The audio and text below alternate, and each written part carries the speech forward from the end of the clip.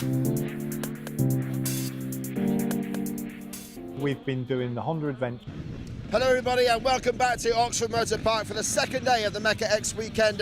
Looking forward to a great day's racing here. We have the pro classes. Honda HRC Patronus are here with their star man, Jeffrey Herlings. They're getting ready here for the first practice session, which you'll see very soon here on the live stream. So yesterday we had bright sunshine. Today we got overcast skies, but the track has been prepared really well. It looks a little bit damper, a little bit heavier than it was yesterday, but that should make for all the better racing later today. Pro classes, MX1 and MX2 race together. Going to be fantastic to see them getting set up. The MX2 fight should be brilliant. And now we're getting ready. The youth classes are firing up. Everything's happening here at Oxford Motor Park. My name's Ben Rumbold. Enjoy the live stream.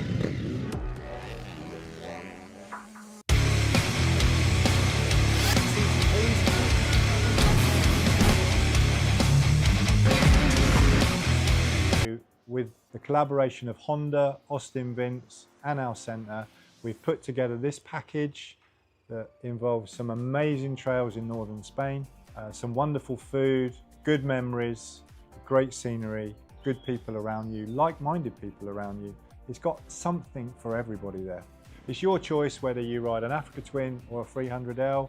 So we're going to take all of the bikes. All the customer needs to do is get a flight from the UK to Madrid. And then welcome to everybody viewing at home. We're just about to get underway with the practice session here at Oxford Motor Park. Yesterday was blue skies, bright sunshine, suntan lotion. I've gone with the shorts for today and it was a big mistake, so I apologise for the clouds. They are all my fault. But anyway, we're getting ready here for the practice session for the and Jamie Carpenter. We've got a Pico International, a Pico factory racing rider, Tom Grimshaw, and the TRT Kawasaki of Taylor Hamill also in the mix. So going to be superb to see these guys getting stuck into two 25-minute plus 2 lap races, full championship distance for this afternoon. So that's going to be a lot of fun, and they will go out together with the MX2 class, which is almost looking a little bit more tasty because you've got the Dirt Store Triumph there of Billy Askew, the Goswell Limited Honda of Jamie Keith, as well as Charlie Richmond, the third member of the Crennan True 7 Honda team, who had a good outing yesterday in the Clubman races. So he had a good day there yesterday with 2 practice sessions and a race in the Clubman A category, which he dominated, as you would expect. So yeah, Charlie Richmond has already had some track time here, but the conditions are much more, are much different today, shall we say. So looking forward to that one. You've also got there Joel Rizzi on the 772 Ride Kawasaki. His teammate Charlie Cole also races there in the MX1 class. And yeah, Joel can certainly get amongst them also. So that MX2 class, the race within a race, is going to be something we will be watching to make sure you miss none of the action there, because they carry exactly the same prize money as the MX1 class, so they will be racing just as hard, even if they might not be quite on the same track area as Jeffrey, Conrad and co. So it's going to be an absolutely top day of racing here. As well as the pro classes, we have got Clubman A and B all together, which was a great bit of fun yesterday. And then yeah, we've also got the Clubman C class, the vets classes, and a full youth complement as well. 125s and 250s race together but score separate. And we've also got the 65s, 85s and the auto classes as well. So we're just seeing on the screen now as the riders hit the track, it's Sotirios Fotakis of the SC Sport Home Susquehanna squad that hits the circuit first. And it's great to see we've got is Tristan Giroux, who's actually on our screens now, just heading around the first corner. No, that's Freddie Bartlett. So Freddie Bartlett is here as well for the Absolute MX KTM squad. And great to see Freddie take to this 250 orange machine. We've got Billy Askew here on the start line right now, just getting a bit of assistance with his starting device. And yeah, on the Dirt Store Triumph, Billy having a good run of form lately in both European and National Championship competition. So he really is starting to hit a good vein of form, and he'll be out for top dollar here today with the prize money available. Herlings is on track, ladies and gentlemen. Jeffrey Herlings is there, getting stuck in. It is the 444 of Tristan Giroux, not far behind him. At Ling last weekend, and is looking in top shape as well after finishing 4th in the European 250 GC Championship in Northern Italy at the MXGP of Trentino. So yeah, Billy on a fine run of form at the moment on both hard pack and softer going. And for sure he will use this one as a great training day for him to get under conditions here. We've got Conrad Muse just about to get onto circuit there in the Crendon True 7 Honda squad. Getting him going there. Looks like Billy Askew's had a small tumble. He's suddenly covered in dirt down one side, so not a great start to the day for the Dirt Store Triumph man. But yeah, Conrad Muse just about to have a bit of a practice start and get himself underway here. Number 426 there, the 5-time British champion, of course, 3 times in MX2, twice in MX1, former 85cc World Junior champion, and for sure, Conrad is approaching his best form again at the moment, and ready to duke it out with Jeffrey one more time. They do like to have a good blast, those two. Seen them go head-to-head across the country, both in Scotland, Wales, all over the UK, most recently in Preston Docks up at Lancashire. So yeah, these two guys usually tend to find each other on circuit, and it's always entertaining for sure, especially when you got some dollar on the line.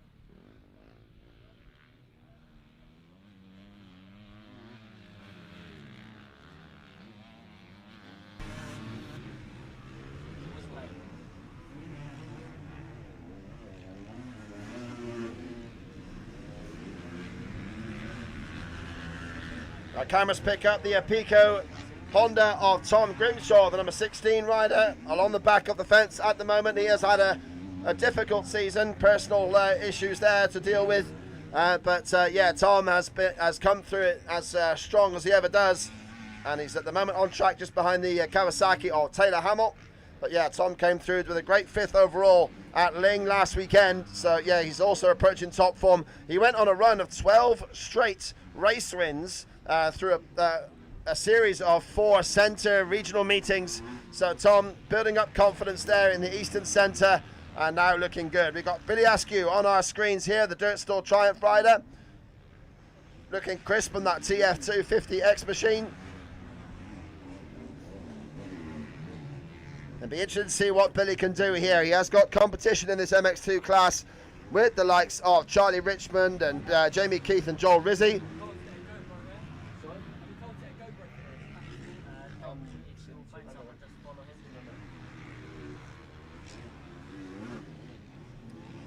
So Charlie Richmond just comes past us as well, the Crendon True 7 Honda 250 rider. Here he is on our screens, racing back with his number 30. Although he's got 330 on the bike, which is the number he runs in European competition.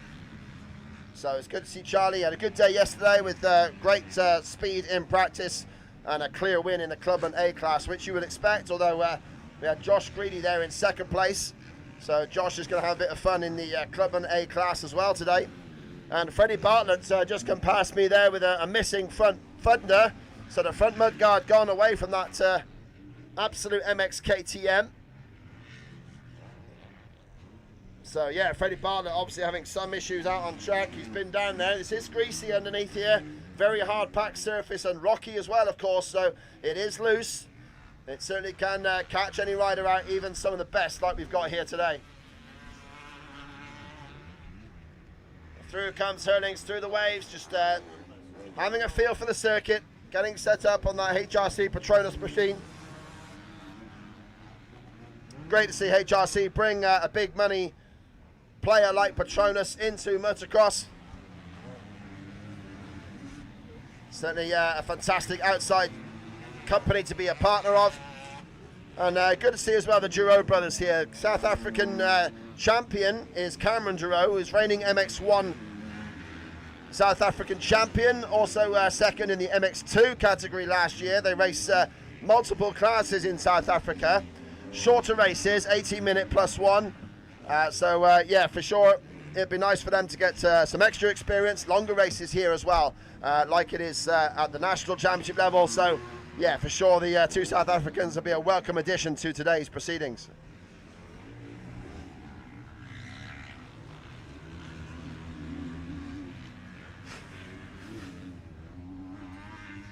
It is 5.3, 15 times, isn't it?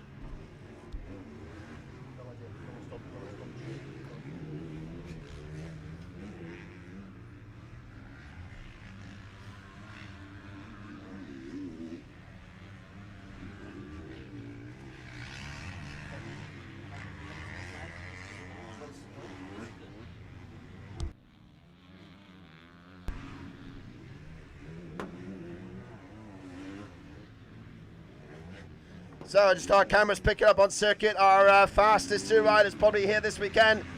Jeffrey Herlings along the back of the circuit right now, just about to hit one of the bigger jumps. And he's actually got Harrison Greenup up behind him. I thought that was Conrad Muse, but it's not, it's Greenup.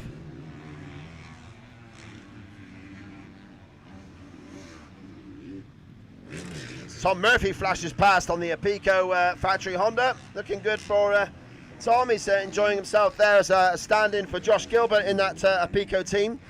And it might be a season-long commitment there because Josh's shoulder injury is perhaps worse than we thought. So fingers crossed that he's able to get back on the bike soon, or at least have a speedy recovery.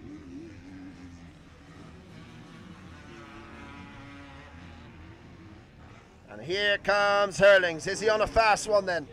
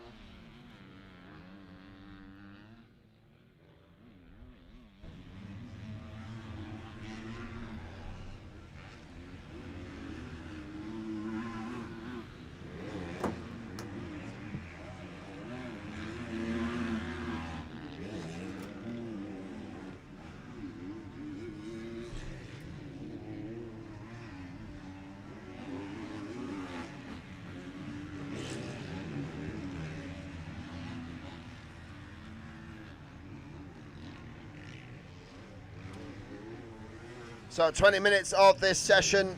That's the total duration here for the practice here for the pro class, and so far they have had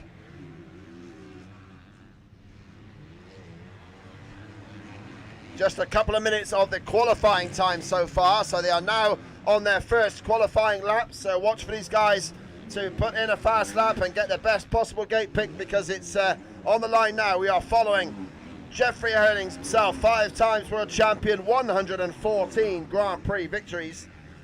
And Herlings just sailing across the back tabletops. Really is a sight to behold at full flight. Now through the split lanes he goes there. The full Fox Racing kit looking fantastic. At the end of last year, it's hard to imagine Jeffrey in anything other than orange and blue. But now he is making that red look good, and it's his first time. He's the first to set a time, would you believe? 2 minutes 23.901. So that was, as it proves, not a great time, because Harrison Greenup has already gone quicker than Herlings. So if you're in the Greenup family, you want to make a screenshot of this view right now, because Greenup leads Herlings. There's Josh Coleman has come through to 222.9. So it's 222.0 for Harrison Greenup, and we'll see now if the bullet is going to attack the track to set a quick time. Doesn't at the moment look like the fully attacking Herlings, but the track is still bedding in, of course. Getting used to things here. It's tricky ground, of course, very much a sand rider, although he's so good on all surfaces. And with the World Championship this year, Lucas Coonan proving to be so strong in the sand, it might well be Jeffrey's hard pack prowess that actually makes the difference and turns him into the real championship contender that we know he should be. Just 4 points shy of Lucas Coonan in that World Championship. So there's lots to happen to Jeffrey this season already.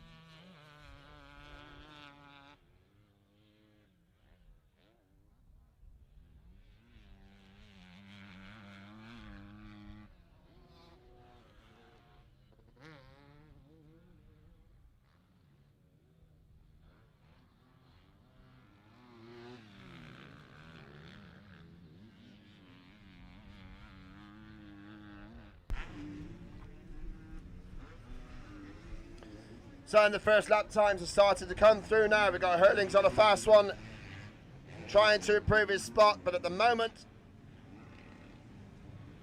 it is Tom Grimshaw that set the best time in MX1, a 2:17.790. But Conrad goes straight to the top there, a 2:14.4. So the British champion has posted a good one.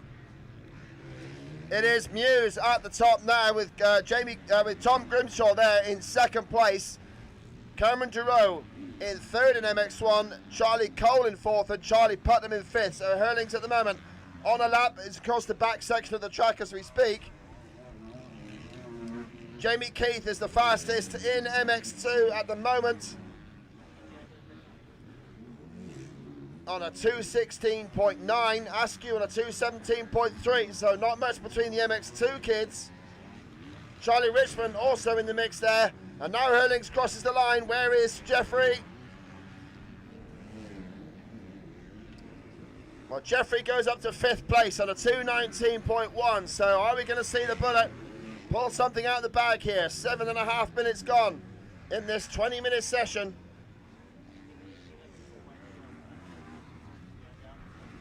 But a great time from Jamie Keith.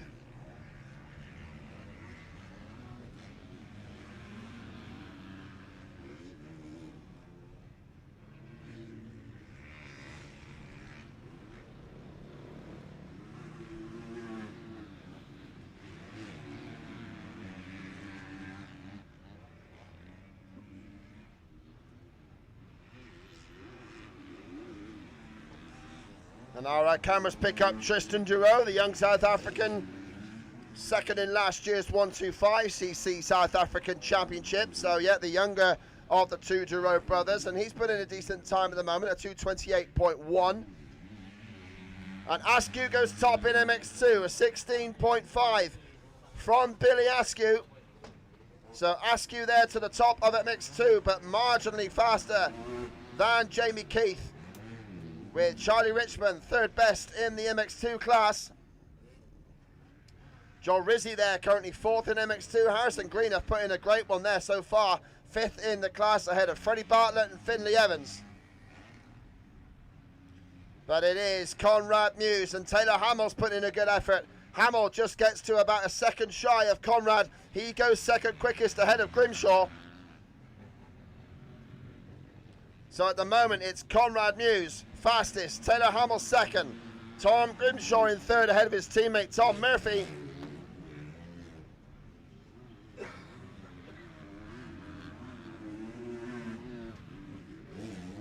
John Rizzi, the Ride 772 Kawasaki rider, on a fast one at the moment. And Charlie Richmond has gone to the top of MX2. Charlie Richmond, who had a great day yesterday, enjoying himself around here with the Clubman A class, and Richmond goes to the top of MX2. So looking great. It's a number 330. 30 on his back, 330 on the bike. And that is Charlie Richmond having a great one so far. 16.1 for him. 16.4 for Billy Askew, 16.9 for Jamie Keith, but Jamie is on the case now. Watch for the 184 Goswell Honda. He's got a bit of traffic ahead of him at the moment, but Keith looking to be on a fast one, trying to get the top MX2 time.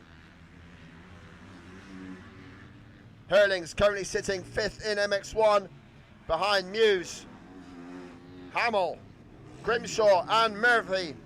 Tom Murphy putting in a good one so far. 4th in MX1 for the number 74. And Herlings on the track now, trying to put in a top time. Started to scrub these jumps far more aggressively. Here's the number 84. The Bullet is in action. He's got a clear track as well, not much in front of him. So Herlings has got a good shot at this one. Oh, there is a rider in his path, so Herlings, well, he makes short work of him there.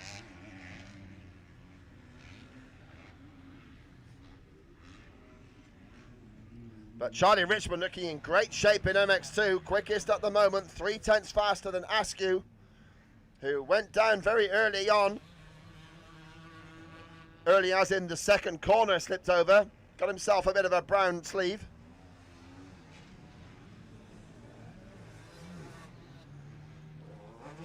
And Rizzi pops up into the top few in MX2. Joe Rizzi just off of Jamie Keith's time. So it's Richmond on a 16.1, Askew on a 16.4, Keith on a 16.9, and Rizzi on a 17.9. Jamie Keith is out there at the moment working on his time, seeing if he can get any more tenths out of this circuit. Meanwhile, what can Jeffrey do? 2:19.1 is his time at the moment in 5th place. But he's across the bottom of the circuit now, just a couple of jumps and the finish line corner. Here comes Herlings. What's the Bullet going to do? Crosses the line and straight to the top. Straight to the top goes Herlings. 2 minutes 12.2. A massive 2.2 seconds quicker than Conrad Muse. So Herlings, the Bullet has struck. He has been fired and he has got to the top now. 2.2 seconds clear of Muse. Herlings has done the business now in the time qualifying session. Has anyone got an answer to that speed?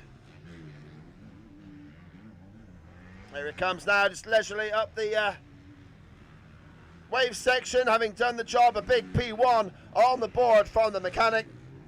So it's Herlings from Muse, from Hamill, your top three. Grimshaw at a solid 4th place on a 2:15.9, and then Murphy there in 5th place. Jamie Keith has gone to the top of MX2. Jamie Keith on a 2:15.2. Only Herlings and Muse are faster than the 250 rider. Jamie Keith, incredible riding from the number 184. So Keith sets the top time in MX2 by some margin. Nearly a full second ahead of Charlie Richmond. What a ride from Keith. Jamie Keith right up there. Top MX2 for him. Second now is Richmond. Third is Askew. Then it's Rizzi in 4th, and Freddie Bartlett has improved up to 5th place on the absolute MX KTM. Oh, you gotta love a good pro qualifying session. They really work the circuit here at Oxford Motor Park, or wherever they are. But Herlings in great shape. Taylor Hamill up to 2nd. Taylor Hamill, the Kawasaki man, He's just at the end of start straight, having set a second fastest time. 2 minute 13.7, 1.5 off of Herlings. So Hamill pops up ahead of Muse on the timing tables. That has got to feel good for the Kawasaki rider. Taylor, known to love a bit of hardpack, and he is for sure a podium contender here today. So 1.5 behind Herlings, but crucially 7/10 faster than Conrad Muse. So Hamill having a great run there. It's Herlings from Hamill from Muse right now. Then Grimshaw and Murphy 4th and 5th. Cameron Giroux, the South African, in 6th place. Then it's a tale of two Charlies with Charlie Cole 7th and Charlie Putnam in 8th spot. Kieran Karen is in 9th place, and then in 10th place the number 100 of Rob Wood. But in MX2, Jamie Keith, the 2:15.2, only the top 3 in MX1 are faster. With Richmond 2nd, MX2, Askew 3rd, Rizzy in 4th, and Freddie Bartlett in 5th place. Richmond just attacks the circuit one more time, trying to get to Keith's top time at the moment. Watch for the rider in blue on the Crendon True 7 Honda. Looking for all the money like a mini Muse at the moment is Charlie Richmond as Herlings attacks the track again. He is certainly on the case.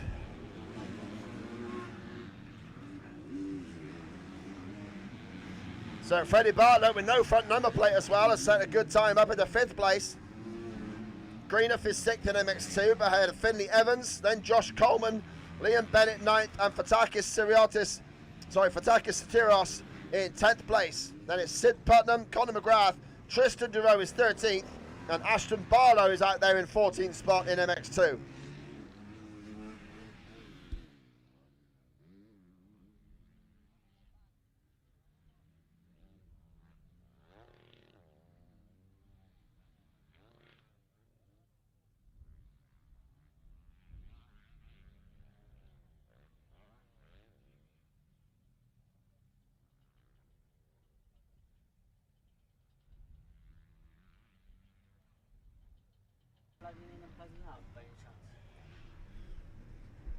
So the checker flag is out then. These riders are on their last attempts. So we did see that Charlie Richmond was on a quick lap in the blue on the Crendon True 7 Honda. He comes across the back section now over the biggest tabletop on the circuit. Skying it is Richmond, looking superb at the moment. Herlings isn't far behind him on the circuit.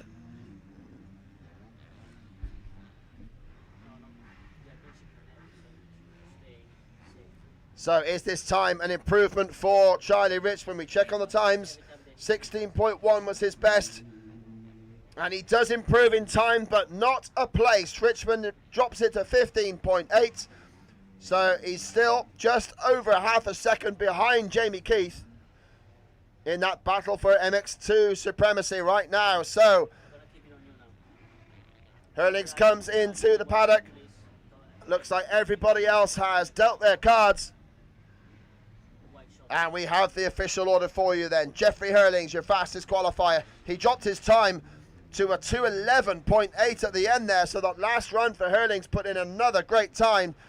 2:11.8 was his lap time.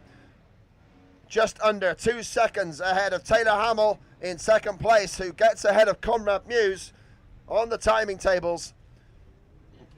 Tom Grimshaw comes across. He finishes in 4th spot, ahead of his teammate Tom Murphy.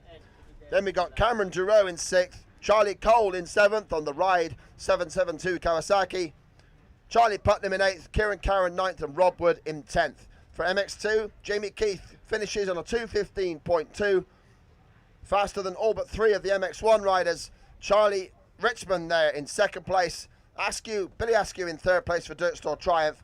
Then it's Joel Rizzi in 4th place for the Ride 772 Kawasaki team. And Freddie Bartlett 5th for the Absolute MX KTM squad. Harrison Greenough 6th, Finley Evans 7th, Josh Coleman 8th, Sid Putnam in 9th, and Fotakis Sotiros in 10th place. So looking great. Fantastic fun here at Oxford Motor Park. The circuit looks in great condition despite the overcast conditions here. But what a superb bit of fun we're going to have today with the pro classes. It's all going to go out on the live stream, of course, so we're looking forward to a great day here at Oxford Motor Park. And thanks for being here, everybody trackside. We've got a few people here to enjoy it, and hopefully we'll have a few more by the time racing gets underway. But superb stuff, great, exciting qualifying session as the mechanics get to work on that number 4 HRC Honda Patronus machine.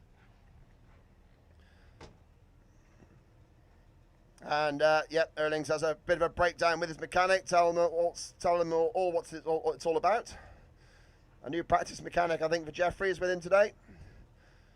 Joel Rizzi comes past, wiping his mush, looking good, and we are ready for another good day's racing here at Oxford Motor Park. Great to be on the microphone with you here at the Mecca-X Weekender. So yeah, looking good for the rest of the day.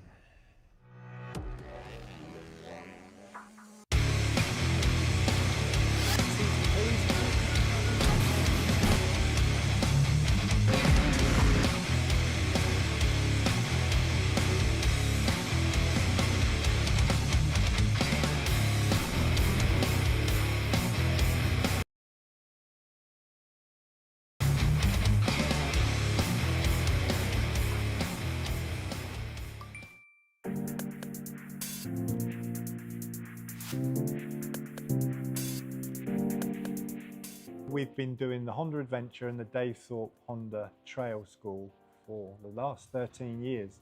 And people have always asked us, why don't you do something abroad? So with the collaboration of Honda, Austin Vince and our centre, we've put together this package that involves some amazing trails in northern Spain, some wonderful food, good memories, great scenery, good people around you, like-minded people around you. It's got something for everybody there. It's your choice whether you ride an Africa Twin or a 300L. So we're going to take all of the bikes. All the customer needs to do is get a flight from the UK to Madrid, and then at that point we take over the rest of the trip. If you've always considered doing an adventure, then this 5-day trail will be the one for you.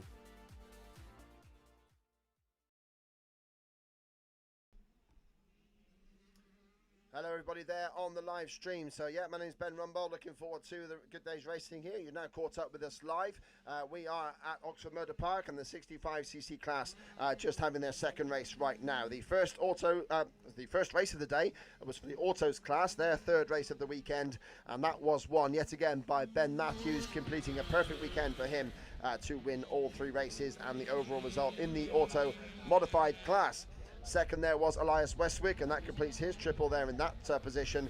And third place also there for Ralph Weller, taking home third place after 5th and 3rd yesterday. He comes through to take 3rd overall with a great ride there into 3rd spot. In the stock class there for the auto class, Junior Jeffrey won the race this morning, but with 2 race wins yesterday. Blake Benson takes the overall there ahead of Junior Jeffrey, the series leader, and by series I mean the Mecca-X Championship.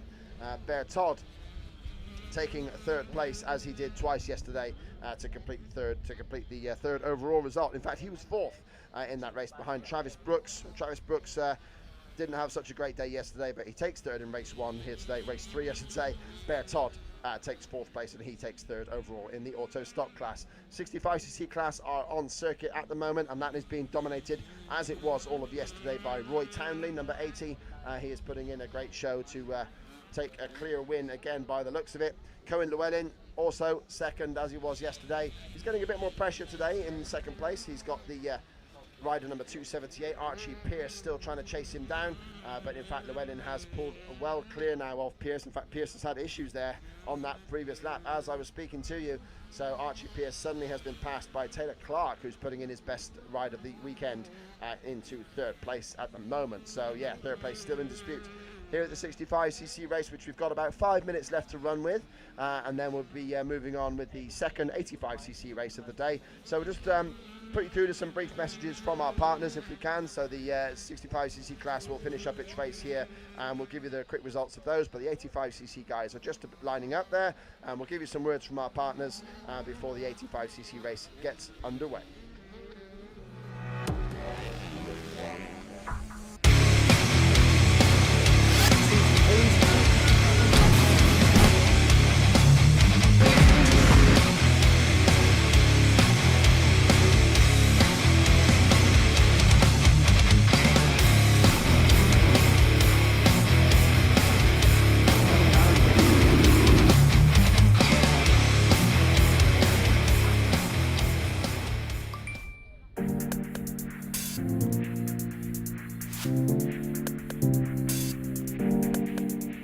We've been doing the Honda Adventure and the Dave Thorpe Honda Trail School for the last 13 years. And people have always asked us, why don't you do something abroad? What up, everybody? So Kevin Wyndham here. The collaboration At my with house, Honda, Farm 14. Austin Vince, and our I think centre, riding a we've start put together for me, this package. I feel super connected to the involves dirt. some I feel super amazing connected trails to in the tire. northern Spain. If some I have an wonderful excuse food, at 47 years good old to memories, not go get on my bike, I great tend to not scenery, go get on my good bike. people around you, Start takes a lot of those things away.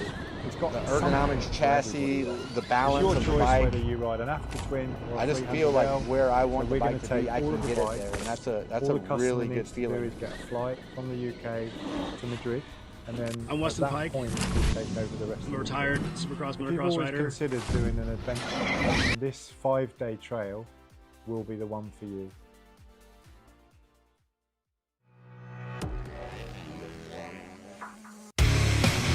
Power was awesome.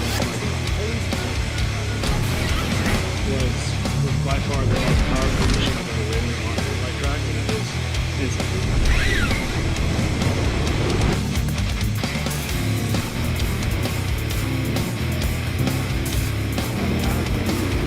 We've been doing the Honda Adventure and the Dave Thorpe Honda Trail School for the last 13 years.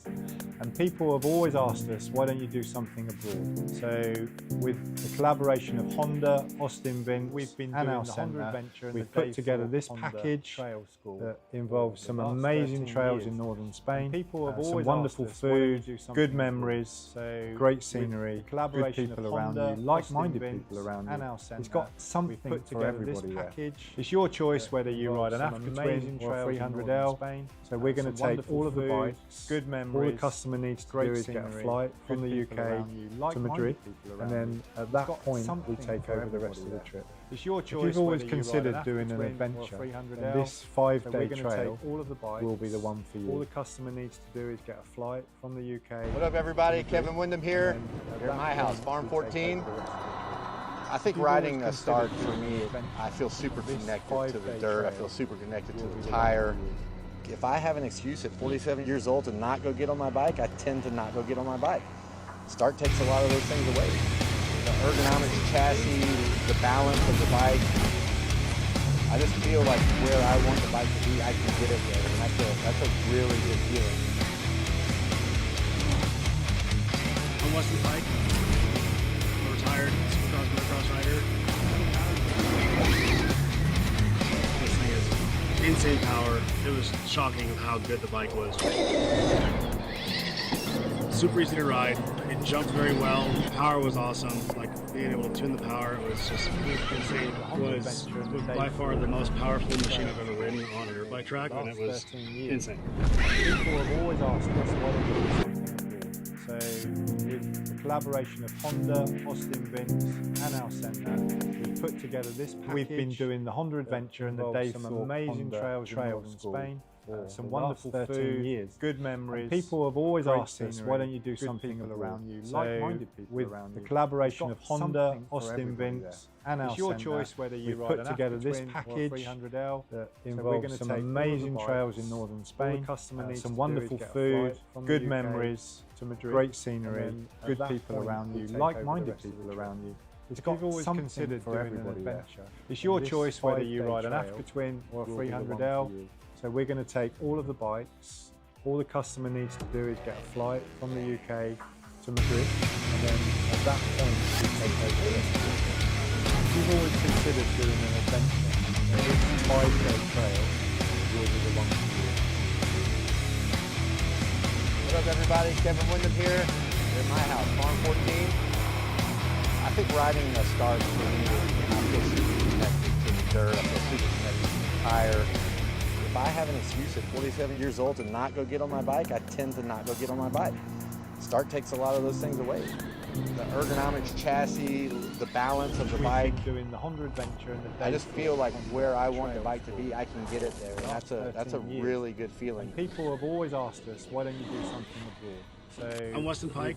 Collaboration of Honda, I'm a retired Austin Supercross Vince, motocross rider. and our centre, we've put together this package. This thing is insane power. It was shocking of how good the bike was. Good memories, super easy to ride. It jumped very well. The power was awesome. Like being able to tune the power was just insane. It was by far the most powerful machine I've ever ridden on a dirt bike track, and it was insane. From the UK to Madrid, and then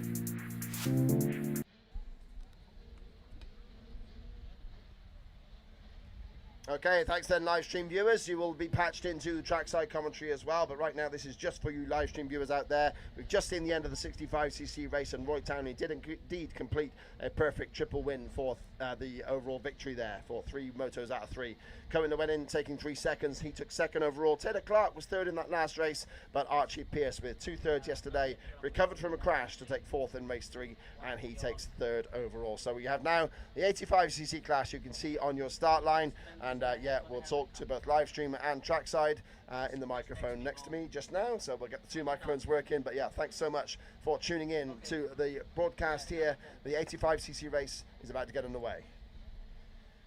85cc's then, big wheel 85 and small wheel 85 all together, getting ready for this one. And yesterday it was a double victory for Cohen. It's a victory in the first race. They've got 2 races today. In fact, the 85s, Cohen Jagielski took the win in the big wheels, number 475. Second was the number 111 of Jamie Thorpe, and third was the number 12 of Dylan Standing. But it was good racing all through. The 562 of Elliot Scheuer could also be a factor. He was 4th, and Teddy Merriman, the 415, had a crash but still finished in 5th place, so he could well be a better contender today.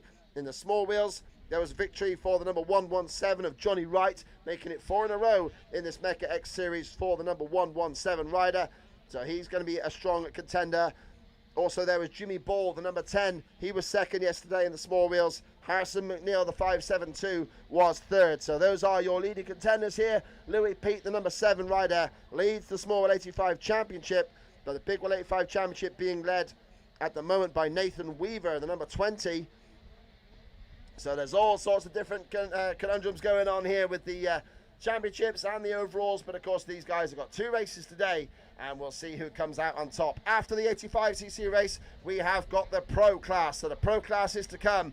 They'll have a sighting lap and then a full gas 25-minute plus 2 lap moto to get the first pro race underway. That will be coming right hot on the heels of this 85cc race. And meantime, here we go. We've got the onboard camera going on here, and it's the 15-second board is up now. It will turn, and then the 85s are go!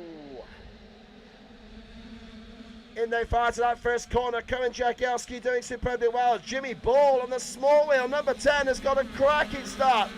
Nearly the whole shot there for Ball, but second place has gone the 415 now of Teddy Merriman. So Jagielski leads, Merriman hot on his tracks.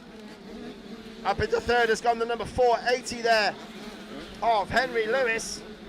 And Jimmy Ball, number 10, 4th on track, leads the small wheels as Elliot Scheuer goes past him. And Rafe Simons, number 447, another small wheel contender battling in there. And the number 10 of Jimmy Ball leads the small wheels, but the 447 in the green and blue of the Nora CRS development squad, he is up there 2nd in the small wheels and challenging up in the top 7 on track. So 2 classes in 1 race, but no doubt about the class of Cohen Jagielski. Out in front he is, looking good at the moment.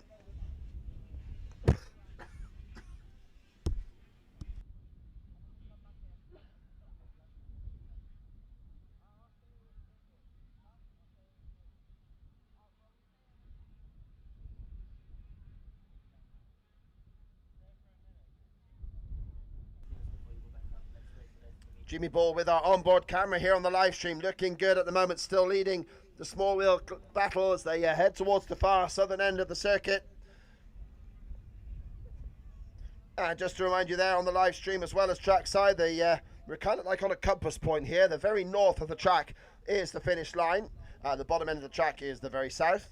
To the east we got the paddock, and to the west we've got the tree line. So that's what we're going to talk about through the commentary. Northern end being the checker flag end, southern end being the halfway point, if you like. But at the moment, still out in front, looking good there is Cohen Jagielski. But now, with the 415 of Teddy Merriman right in the mix. And Merriman, who made that mistake yesterday to cost him a good position, 5th yesterday. He's got some ground to make up in the points against his contenders. Henry Lewis, number 480, is not far behind him though, and he was only 6th yesterday, so Lewis also had an issue. And these guys are now trying to close up in the 2 races today. Slightly more technical, if you like, not as hot, and the circuit won't bake as hard as it did yesterday, but it's still a pretty hard base. Slick in certain areas, especially with a bit of moisture that we've had. And we've got a great battle going on in the small wheels there. Rafe Simons on the green and blue of the Nora CRS development squad. He's got Dylan standing just ahead of him, the number 12 in the big wheel class. But ahead of Dylan is the number 10 of Jimmy Ball. So we're seeing that action now on the live stream.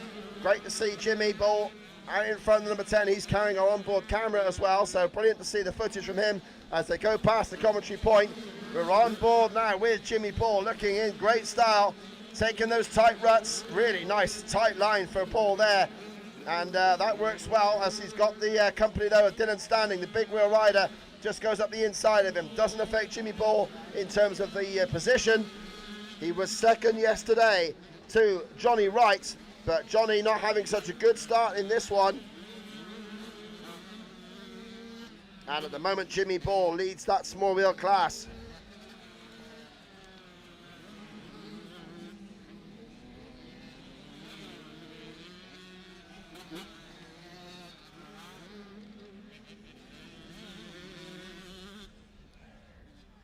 So it is Jimmy Ball there, and Rafe Simons has got his looks like it's his teammate, is it, from the Nora club, all the way from the Nora team, I should say, right with him.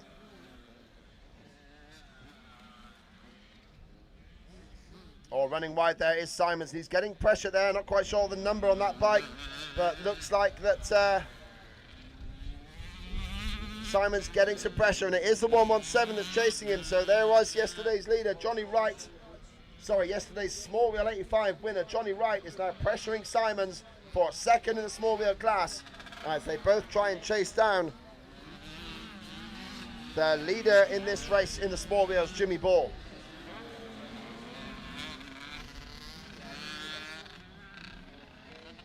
But Jagielski still in control, number 475.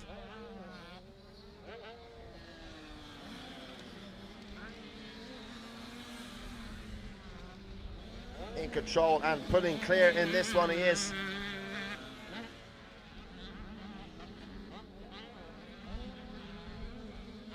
Meanwhile, a bit of a battle going on our screens here. In 2nd place, the 415 is there. Teddy Merriman, he's getting pressure from Henry Lewis. These riders were 5th and 6th in yesterday's race, so they are pulling a little bit clear there. Jamie Thorpe, the 111, just giving chase, but Elliot Scheuer is ahead of Thorpe, so it's a real topsy-turvy battle behind Cohen Jagielski in the big wheels.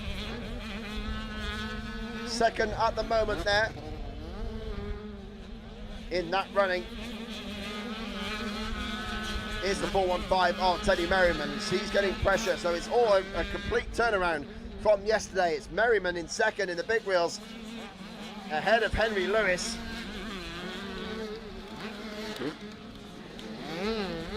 And the 524 is getting in the mix here as well. That's Tyler Peaty, but he's in amongst the small wheel battle at the moment. Yeah, we've got Jagielski leading away, but still in 2nd there is Teddy Merriman, with Henry Lewis chomping in his rear wheel. Then we've got Elliot Scheuer 4th, as he was yesterday. And then behind him is Jamie Thorpe, who was 2nd yesterday, and he's 5th in this one. So the points are going to be all over the show for the Big 185 contest. And that's how we like it here. We can figure that out. We can see exactly what's happening amongst these races as they give their all, these 11 to 15-year-olds. That's how high they can go here in this class. And so that's why you see some riders distinctly taller than some of the others here. All depending on size and height and the bike preference, of course. The same engine as the small 85s. But proving to be a good scrap here at the 415 of Teddy Merriman. It looks like he's had Lewis pass him in the back section.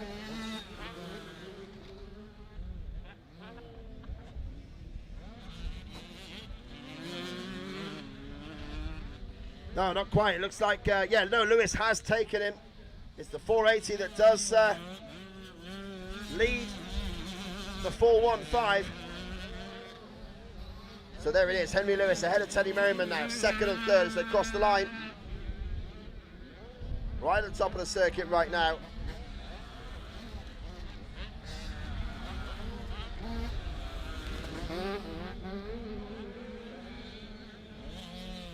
We've got some issues with timing at the moment, so yeah, difficult to pick them out in terms of the times there, but I can tell you on track as we ride with Jimmy Ball. It looks like Ball, well, he's been passed by one Nora Pro Development rider, but it looks like that's the big wheel rider that has passed him there, the 794 Seb Brown. So he's still ahead of Rafe Simons in the battle for the small wheel category.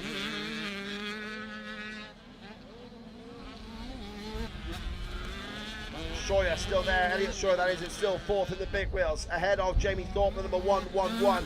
Then Dylan Standing is catching those two riders there in sixth place, number 12. So yeah, that is Seb Brown that's got ahead of Jimmy Ball, so still Jimmy Ball leads the small wheel battle, and it looks like the 447 of Rafe Simons has gone missing somewhat. We keep our eyes on it as they pass the commentary point. Yeah, Seb Brown there, Jimmy Ball getting hassled from the 524 Tyler Peaty. He's a big wheel rider. And then second now in the small wheels is the number 117 of Johnny Wright. Yesterday's winner is closing in on Jimmy Ball for the win in the small wheel category. That's the battle there between the number 117 who's charging towards the back wheel of the number 10. Then Harrison McNeil has moved up into third with the red number plates. So Rafe Simons, who did have a fall yesterday, has had another one in this crash, in this race, because he's dropped right down the order. I can't see him on our screens here, and he has dropped down the order as well. I can't even see him on track out of our windows here. So there's been an issue at some point for Rafe Simons, which is a real shame because he certainly had the pace to challenge for the small wheel 85 category win. Pro class is coming up, ladies and gentlemen, and boys and girls. The pro racers will be out on circuit. You might see them already getting ready there in the waiting area. They will have a sighting lap as well, so you'll be able to check them out, check out the kit, check out all the pro stuff they've got going on out on circuit. They'll have a sighting lap and then a full 25-minute plus 2-lap moto here around Oxford Motor Park.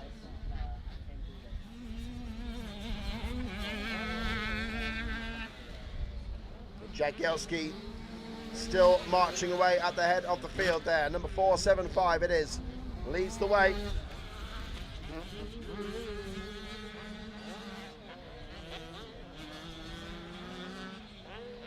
Henry Lewis putting in a great effort of work here.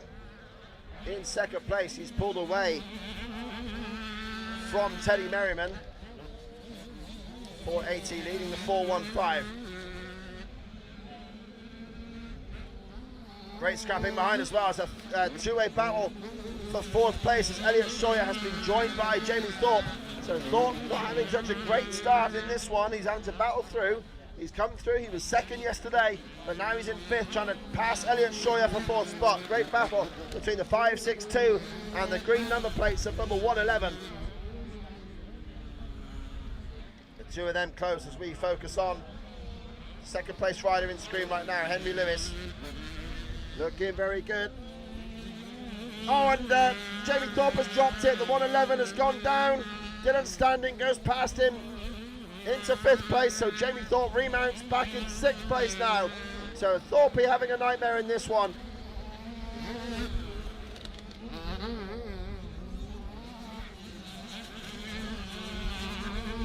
So that's put paid to Jamie Thorpe. Maybe any aspirations of the podium spot might have gone out the window there. In the meanwhile, number 10 of Jimmy Ball leads the small wheel battle with the 117 of Jimmy Wright chasing him, and another rider down in the same corner that claimed Jamie Thorpe. But for now, Jimmy Ball is leading the way, the number 10 in the small wheel category, the 117 of Johnny Wright, first race winner, trying to chase him down.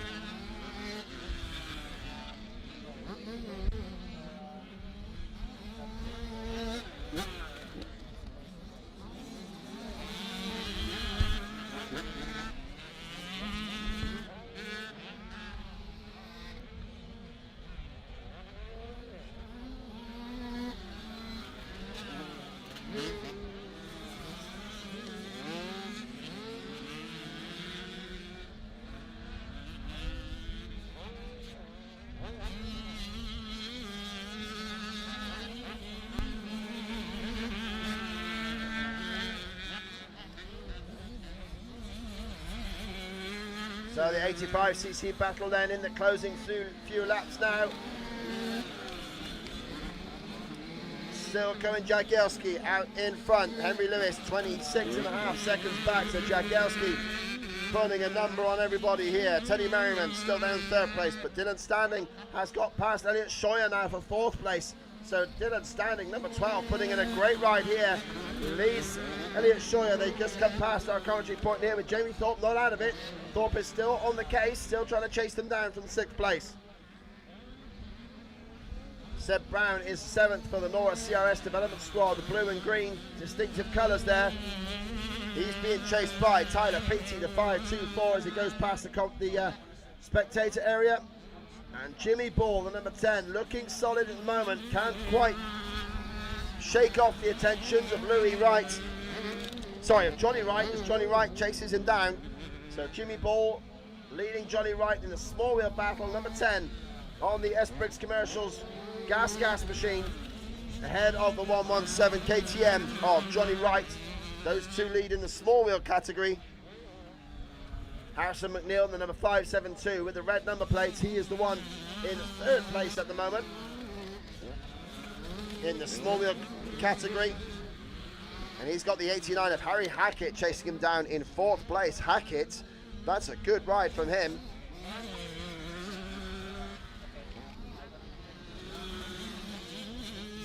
Hackett is in the big wheel class, my mistake, sorry. So that's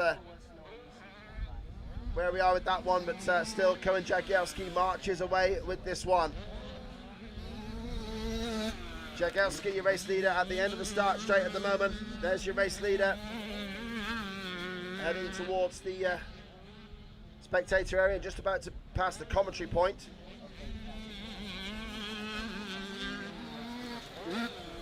.475 railing around the commentary area. In so fast our cameras can't quite keep up with him there. Number 475 out in front at the moment. Orange kit. There he is on our screens, looking good. That's him there. Perfect job, just getting our camera boys to catch him in their flying point of view camera here. So I hope you're enjoying the footage there on the live stream at home. And yeah, Cohen Jagielski on the march here in his last few laps in front of the pack. Whilst second place Henry Lewis battles on here ahead of Teddy Merriman, the 415. And still scrapping there is Jamie Thorpe, just curves up the inside, and Jamie Thorpe has recovered supremely well. They've got lap riders in amongst them. Elliot Scheuer holds off Thorpe, who goes around the outside of a lap rider.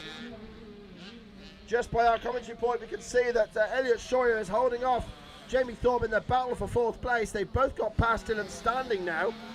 An incredible battle on track there between the 562, the 111, and the number 12.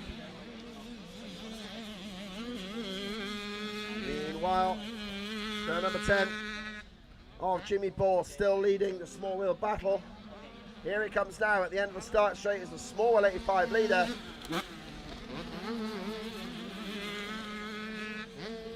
With Jagielski still in command now, going through the wooded area on the eastern side of the track. Ball it is, that still leads to small wheels.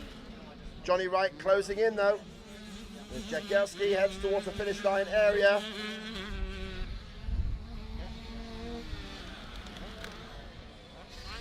And Jagielski rounding the final corner now. Looking set to take the checkered flag, and he does so. Cohen Jagielski takes the race win.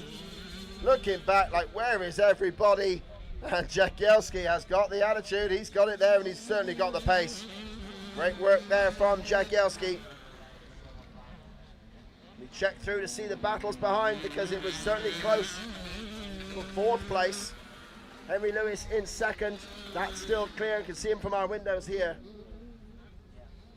Henry Lewis still second. Third there is still Teddy Merriman, but the battle was behind them.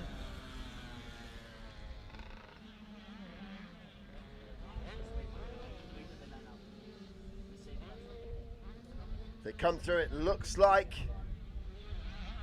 well, for sure we know that yeah, Henry Lewis has crossed the line there in second place.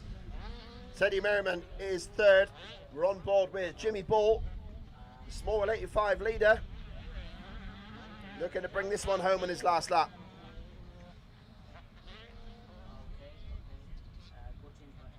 And it was Dylan Standing that took fourth place, so there must have been an issue there between between Thorpe and Scheuer. Yeah, Dylan Standing takes fourth place. Jamie Thorpe comes across in fifth, and Elliot Scheuer has dropped down the order there. So we hope that Scheuer is okay.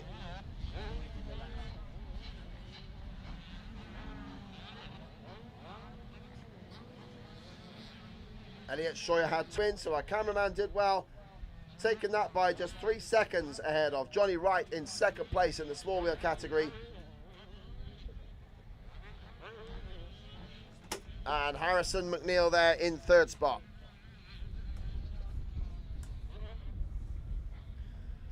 So there we go then, that is the 85 race, all full on and hectic. As the pro class riders warm up their machines, the 450 4-strokes, 250 4-strokes, and the old 2-stroke out there as well. But yeah, for sure, the factory Honda HRC Petronas machine with Jeffrey Herlings on board, getting ready there for his sighting lap. Oh, see, you can't get too much sauce away. Look, Joe's right by the camera. Get out of the way, Joe. Always there, but yeah, Herlings having the sighting lap now. So they will get themselves sorted out. Jeffrey will keep his very nice Fox Honda HRC Petronas red and black jacket on as he does the sighting lap, or is he going to whip that off at the very end there? So, yep, just to run you through the Big 185 results there. Cohen Jagielski took the win there, number 475. Henry Lewis was there in second place, the 480. Teddy Merriman, number 415, taking third spot. Number 12, Dylan Standing, takes fourth. Number 111, Jamie Thorpe in fifth spot. Sixth for Tyler Petey, a nice recovery for him, number 524. And then Elliot Scheuer was seventh. Seb Brown in eighth place. Harry Hackett in ninth. And Troy McGrath in 10th place. In the small wheel class, Jimmy Ball took the win there ahead of Johnny Wright. So breaking Johnny Wright's 4-race winning streak. And Harrison McNeil was in third place. Then we had the 70 of Charlie Tunnicliffe, who wasn't with us yesterday, but is out there having a good one today. And then behind him was Freddie Olds taking fifth in the small wheel category. So here we are then, the pro class riders getting ready to go on their sighting lap. And then a full 25-minute plus 2-lap moto for the first one here at the NPC Mecca-X Weekender. Getting ready there to get out on the start is Jeffrey Herlings. There is a bit of water going down on the track, so if your riders can hear me, we have got some water going down. I'm sure that's what the sighting lap is there for, so they make sure that they can see exactly what's happening, making sure we keep the dust at bay and that these riders can get a full and clear 25-minute moto under their belts.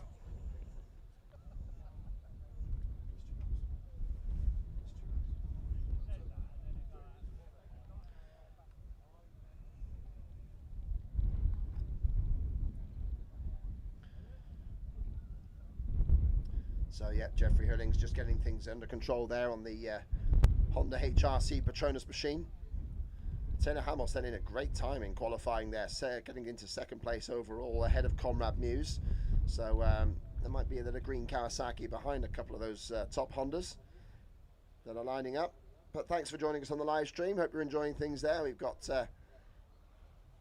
things as covered as best we can here with a few drones going around. It's a different kind of live stream to what you might be used to there from the British Championship, but either way, thanks to Motorhead and On Air Link for bringing this one to us. My name is Ben Rumbold, and it's great to be joining you and bringing you this footage here from Oxford Motor Park. The new Mecca-X Weekender, bit of a new event here for the guys to get things together, and yeah, for sure, we've had a nice turnout here, just £20 to get in, so not so bad. And if you're close, yeah, why not come and join us for the second moto?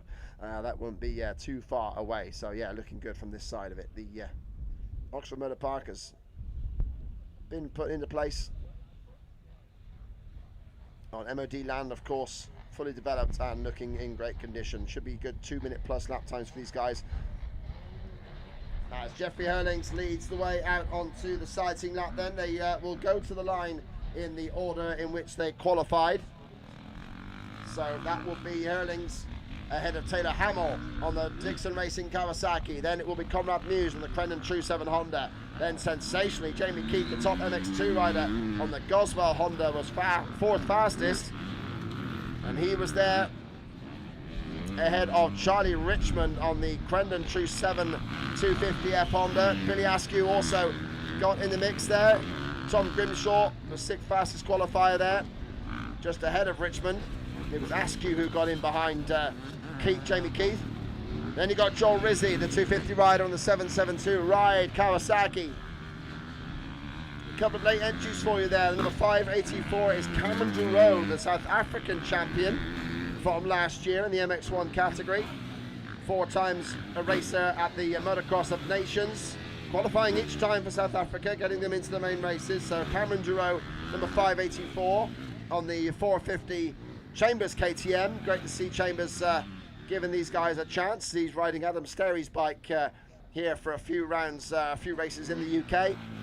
And his brother, number 444, Tristan Duro, a much younger rider, still on development stages, if you like, but certainly promising, and he comes across with his brother to race here in the UK for a few weekends. So great to see the 584 of Cameron Duro have a go against Britain's best, and one of the world's best, of course, and the 444 Tristan Duro getting stuck into the MX2 class. So we'll keep you posted here as Conrad Muse just whips his Crendon True 7 Honda. In fact, that was Charlie Richmond having a good whip there over one of the big tabletops. As our drone camera follows, we've got Tom Grimshaw beneath us here. And then Billy Askew on the Dirt Store Triumph. So it's got a pretty hot race in the MX2 class. In case, I mean, it's difficult to get bored of watching Jeffrey Herlings, but for sure Herlings is going to look amazing out here. We've got Conrad Muse to contend with, and these two have had some great races over the last few years. So that's going to be juicy at the top there, and Taylor Hamill has been fast starting of late and quick in qualifying, so Taylor Hamill could also get amongst the mix in the MX1 category. But MX2 is looking super competitive today. We've got the 184 of Jamie Keith, who was fastest in qualifying in the MX2 category. And we've got Billy Askew, who was second behind him on the Dirt Store Triumph, number 441. So the 184 of Keith, the 441 of Askew, the number 30 of Charlie Richmond, who was racing yesterday in the Clubman A category and had a good day, as you'd expect. And you've also got Joel Rizzi, the 912 Kawasaki rider from the Ride 772 team. So these guys with the black number plates, as Rizzi goes past our camera now, will also put on a good show. And you can't count out Freddie Bartlett as well, the 592 on the Absolute MX KTM, the teenager, just 16 years old and a real talent. Son of Sebastian Bartlett, who had a lot of success as well. But Freddie, born and grew up in Sweden to British parents, and is now coming back to race in the UK, and so far he's having a great season, been good on the 450, but he's been picked up by the Absolute MX KTM to take up their MX2 category ride. And yeah, it's great to see Freddie having a go on that machine and looking successful on it already. So the MX2 class is going to be just as hot as the MX1, certainly going to be a competitive moto in both classes.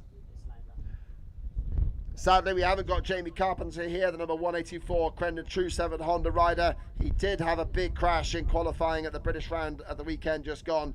So although he managed to complete both races there, it's no surprise that he's just taken this weekend off to recuperate from what was a bruising crash. I saw it live. He came out of a corner, back end lit up, and it sent him over the bars in a proper Marquez style. So yeah, for sure.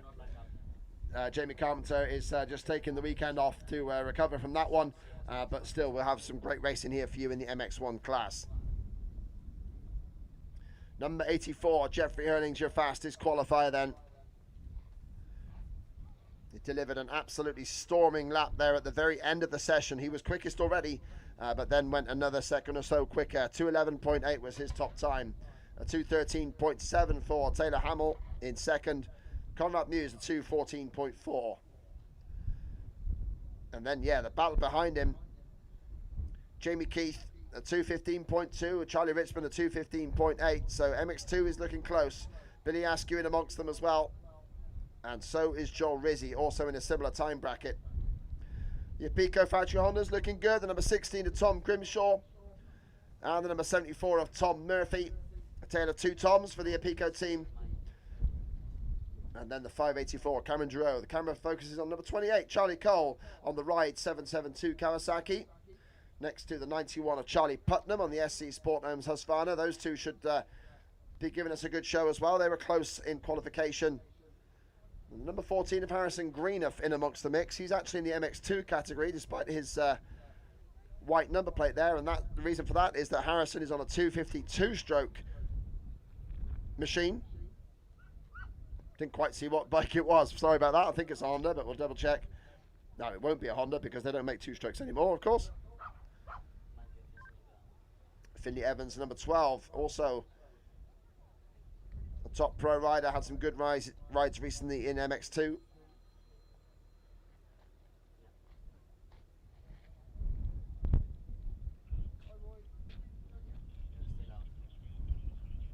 And still unusual, should we say. We're all getting used to it, of course, in the motocross world, but unusual to see the number 84 on a red machine.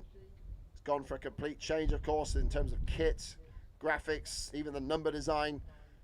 The old number 84 with the Dutch national flag in there has long gone. Replaced, of course, by the cool lines of the Honda HRC Patronus machine. And one thing you notice with Jeffrey, his start device is always very low. Gets right over the front of the bike. And it's got to be said, his starts have certainly improved since he's got onto that Honda machine. And there's Hamill and Muse share a joke there behind the pit, behind the start gate. Getting ready to go. As the tension builds, then get yourself trackside out there if you are here on site at Oxford Motor Park. Get yourself trackside and get close. So get up front and see the action. You can see these guys really push it. Especially on the opening laps when they're looking at track position. They will scrub these jumps harder than you've ever seen anyone scrub a jump before. And fire through the deepest ruts like they are not there. A whole horde of Hondas broken up by that green DRT Kawasaki. Taylor Hamill, the number 23, who's having a great season. Currently 4th in the British Championship. He's been an absolute mustard off the gate. And for sure he'll be looking at a good podium result this weekend.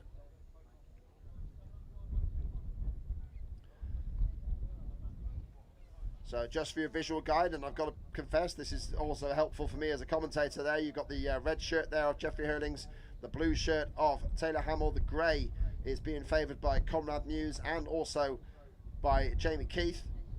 The blue shirt on the red bike for Charlie Richmond. All in black, the Dirt Store Triumph of Billy Askew. The purple and red there of Tom Grimshaw. And his teammate Tom Murphy, of course. Then you got all in orange. And that new, I think that's Kenny kit being run there by the Absolute MX KTM squad. Great to see them lining up. All in black there, Charlie Cole on the green Kawasaki. And the high-vis fluoro yellow of Charlie Putnam. His brother Sid Putnam, listed as MX2. He has been racing MX1 this season. And it looks like we've got the 403 has come to play, who was in the Clubman A class yesterday. So that'll be interesting to see there. Rowan Hill getting stuck in to ride with the pro riders. So unless he's getting himself a whole shot for the gate picks, because the Clubman A race is after this. So we've got the pro class race here, just lining up on the gate right now. 25 minutes plus 2 laps then. Full British Championship distance for these guys. That'll be a very, very good training run for them on a hard packed circuit. And of course, most of the circuits at the early part of the year are on sandy bases, just to make sure that, you know, we can cope with the weather. And then during the summer, the hotter months, we tend to move to the hard pack.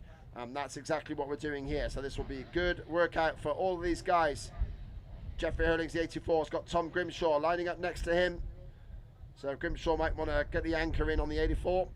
And the other side of the central fence there, which guards the gate mechanism, is Billy Askew, all in black on the Dirt Store Triumph. He'll be looking for the MX2 class win today, as he's got Tom Murphy the other side of him. But where has Conrad Muse gone? Conrad Muse gone much further to the inside, right next to Taylor Hamill. So those two, should we say, the chief contenders really for the MX1 class win against Jeffrey Herlings. Hamill and Muse taking a much further to the inside gate than the 5-time world champion. Then you've got two MX2 contenders together. The 330 is Charlie Richmond. Fist bumps with his good buddy Jamie Keith. They're side by side on the gate, and they will be competing for MX2 honours. The other side of Jamie Keith is the 912 Kawasaki of Droll Rizzy. So you've got that rash of green in the middle there. Hamill being an absolute dynamite off the gate now. The green flag waves. We are about to get underway here. Get yourselves trackside if you're here, and get your volume turned up on the live stream, because we are about to get underway here.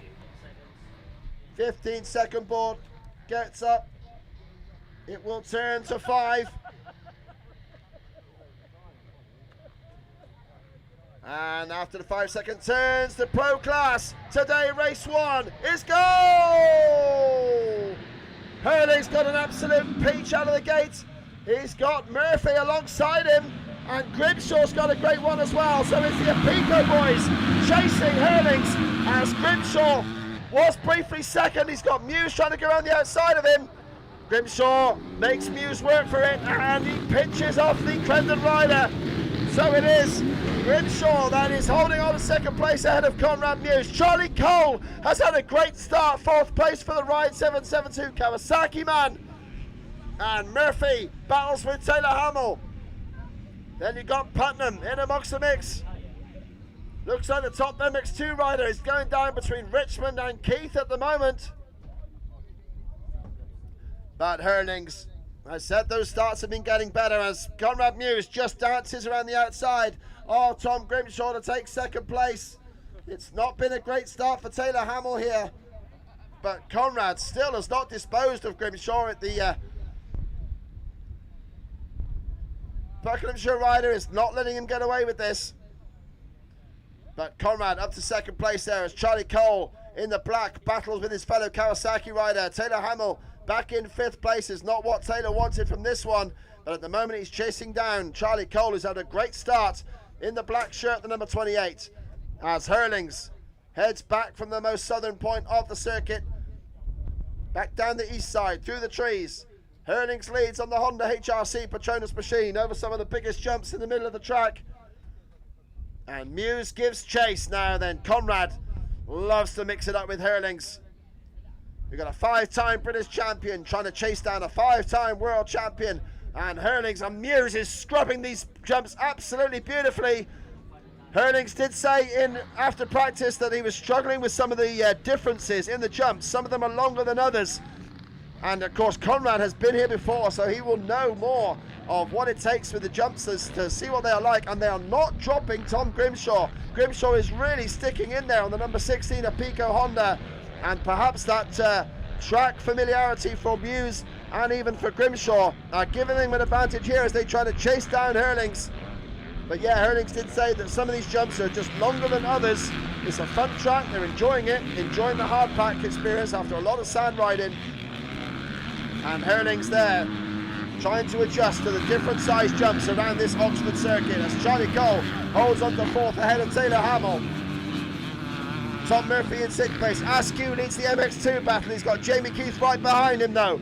So those two are together. Rizzy is 3rd in the MX2 class. 4th is Charlie Richmond with Finley Evans all over the back of Charlie Richmond at the moment.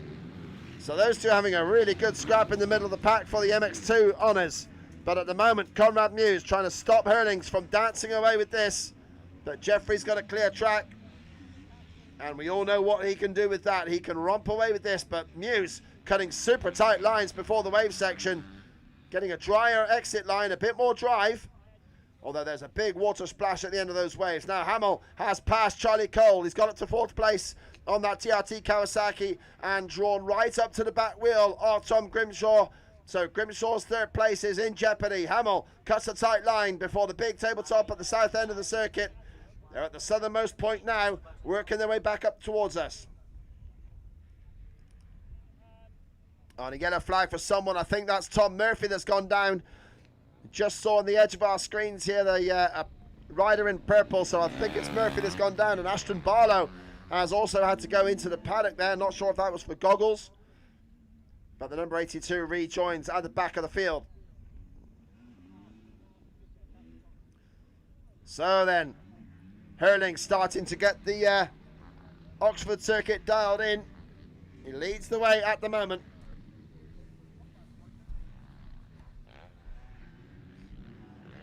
Conrad still there in second place, hanging on grimly to the back wheel of Herlings if he can muster it. But Grimshaw has got company. Taylor Howell is all over his back wheel at the moment.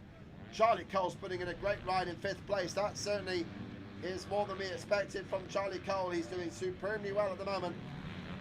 Askew, the leading MX2 rider. And he's got Jamie Keith just over a second behind him. But Tom Murphy has gone missing. It was Tom that dropped it then on that lap in some of the twisty corners. And just around the outside of Tom Grimshaw goes Taylor Hamill. So Hamill up to 3rd place then. He just gets round the Apico man into 3rd on that Kawasaki. Charlie Cole's putting in a great ride there. He does love a bit of hardback. And this is the sort of time where Charlie Cole can shine. Tall rider on that 772 ride Kawasaki, number 28, looking good at the moment. But Herlings starting to get the measure of this circuit. He was 1.5 seconds quicker than Conrad on that first full lap of the track. That's the first time they went finish line to finish line. And Herlings starting to pull away here. Muse in second, Hamill third. We're with him now on our flying point of view camera, trying to chase down the Muse missile. And that MX2 battle, they have the same prize money, don't forget.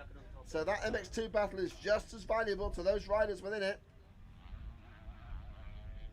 £400 for the win, 325 for second, 260 for third, and so on through to the top 10. So there is cash at stake here. That's what these boys are after. Fully professional, most of them, although Taylor Hamill here in 3rd place does have a day job. And he says he's been enjoying his riding much more since taking on that sort of work as well. So the pressure is not so much on his riding, but super. The technicality of these riders is quite amazing as they scrub the jumps, landing just on the downslope to get the maximum amount of time on the throttle. The back wheel landing almost on the crest of the jump. And Hamill showing perfectly on our cameras there exactly what to do in these sort of jumpy conditions. Starting space out at the front now. The battle is on for MX2. The MX2 category there. Billy Askew and Jamie Keith are together.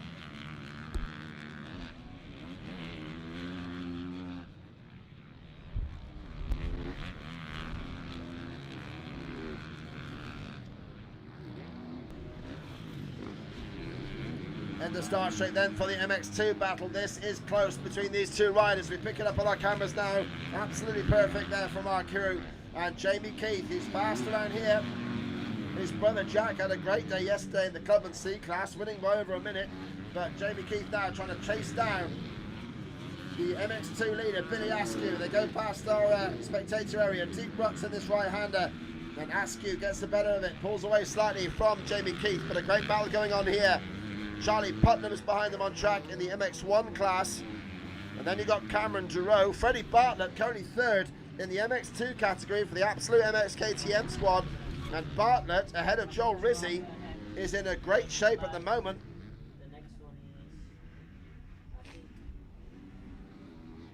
second and third are quite close. First, second, and third are quite close.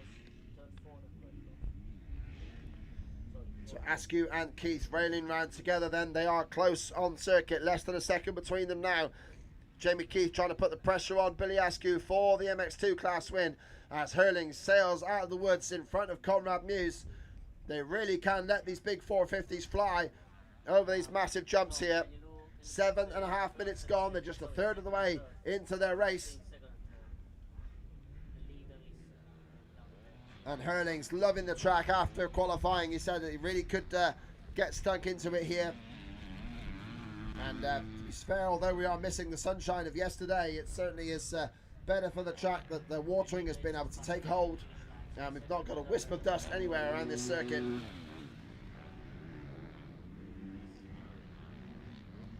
As Herlings completes another lap faster that time, under the 2 minute 10 barrier. Nobody has gone that fast around here all weekend. 2 minutes 09.966. The Bullet living up to his name on the pegs. Cuts up the inside of a rut. Did you see how he just missed the bumps there on the exit of the turn? Those precious little split seconds saved are all that makes the difference for a rider like Herlings. Shaving those precious fractions of a second off the lap time. Herlings in control, out in front. Great shots from our flying point of view camera here, following the Bullet around the circuit. With Muse giving chase. Conrad on a 2:11.1 that time. Currently got a 4-second gap between himself and the Bullet.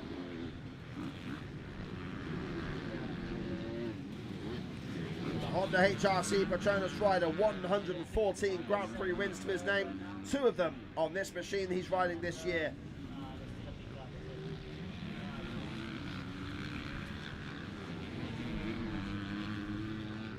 For those of you watching on the live stream there, just a quick note on that one, of course, with Jeffrey Herlings, his first world title back in 2012 on the MX2 KTM machine, of course, and his predecessor in that series. So if you are following the Supercross, if you haven't seen the Supercross yet, let's just give you a spoiler warning, spoiler alert. The Supercross last night, of course, yeah, amazing to see Ken Roczen becoming Supercross champion there. An amazing 15 years after he won that MX2 world title in 2011, and of course the following year was won by this man, Jeffrey Herlings, on our screen. So it's great to see that, yeah, a contrast in careers for sure. Herlings taking 5 world titles, but Ken Roczen, after all of his injuries, taking that championship there. Absolutely superb to watch.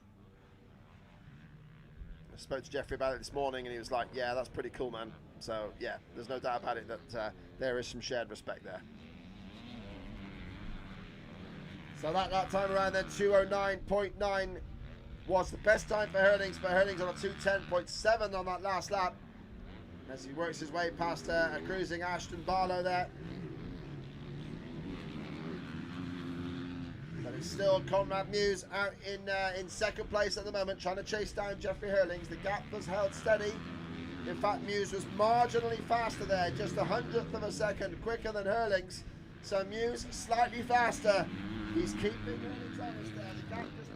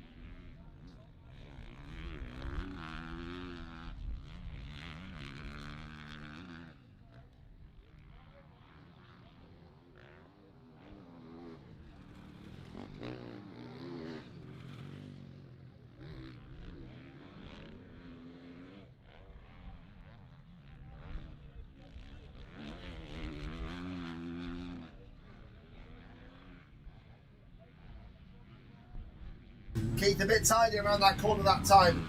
Askew just about holding off the number 184. Here is the battle then between the man in black, Billy Askew, leading the MX2 category.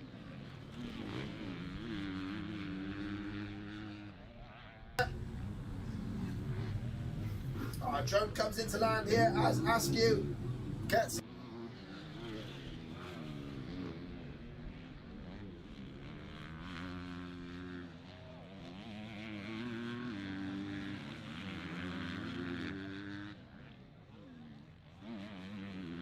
This race is on.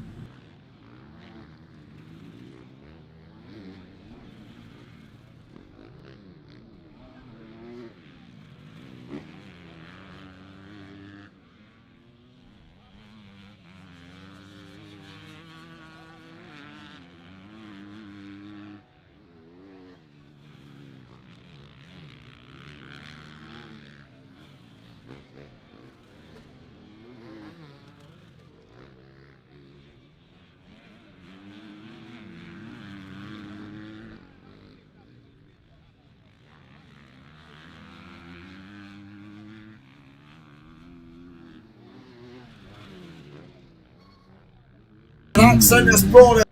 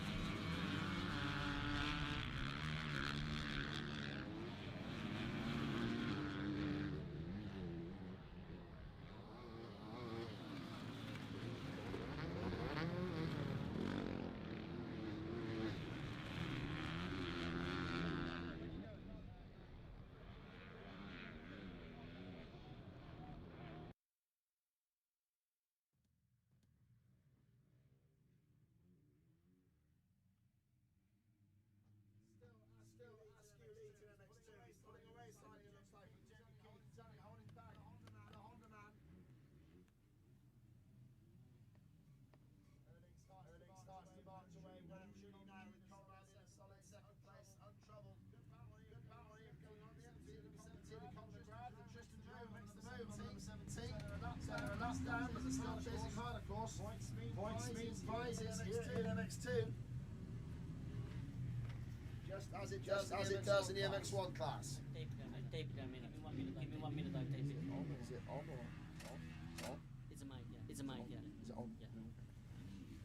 Okay, just on the live stream there. Just hope you're picking me up. We've had a few issues here with the microphone, so I hope you're okay now. We're picking things up. And we still have Jeffrey Herlings way out in control at the moment now. He's pulled the pin somewhat, and he's now 10 seconds clear of Conrad Muse. Taylor Hamill still in third place. Tom Grimshaw in fourth ahead of Charlie Cole. So that's the top 5 in MX1. But MX2 is still close. Billy Askew leads it. Ahead of Jamie Keith, about 2.5 seconds between the pair of them at the moment. And Charlie Richmond has just gone past Freddie Bartlett. I'll just patch you back into the trackside. Charlie Richmond then just getting past Freddie Bartlett.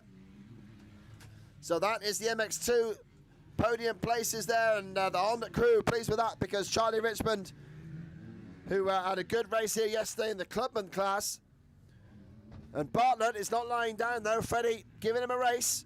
3:30 races 5:92. They are certainly close. Honda versus KTM, third place for MX2, under dispute. Cameron Durow all on his own, currently 6th in the MX1 class, ahead of Charlie Putnam in 7th. Next on track is Joel Rizzi. He is in 5th place in the MX2 category.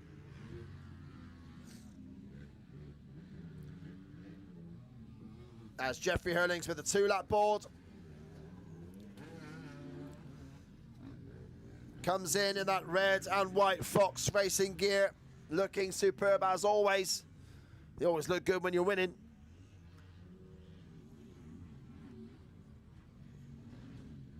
Conrad in the Fly racing gear there, still looking good as well in the grey on that Credit True 7 Honda. There aren't many that can match the Bullet, and he certainly gave him as hard a chase as you can expect. But Herlings over the Dragon's back. Working his way through some traffic now. Harrison Greenup just moves over slightly there.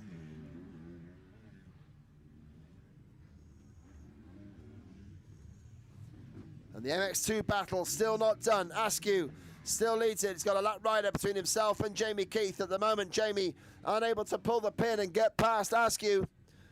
But they are away and clear, first and second. In fact, Askew has passed Charlie Cole on circuit now, so Askew puts one of the leading MX1 riders between himself and Jamie Keith.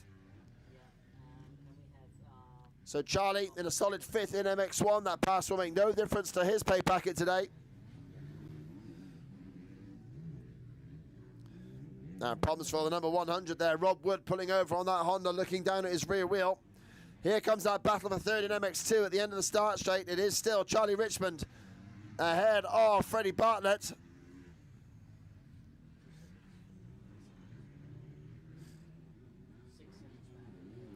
Here they come. Here the two MX2 bikes at full rev there, with Bartlett giving chase. It's Jeffrey Herlings. Comes across the line. The 1-lap board then being shown to Herlings. Last lap time for the Bullet. Slowed slightly to 2:13 last time around, but still a second quicker than Conrad Muse in pursuit. Conrad comes across now 14 seconds back from Jeffrey Herlings.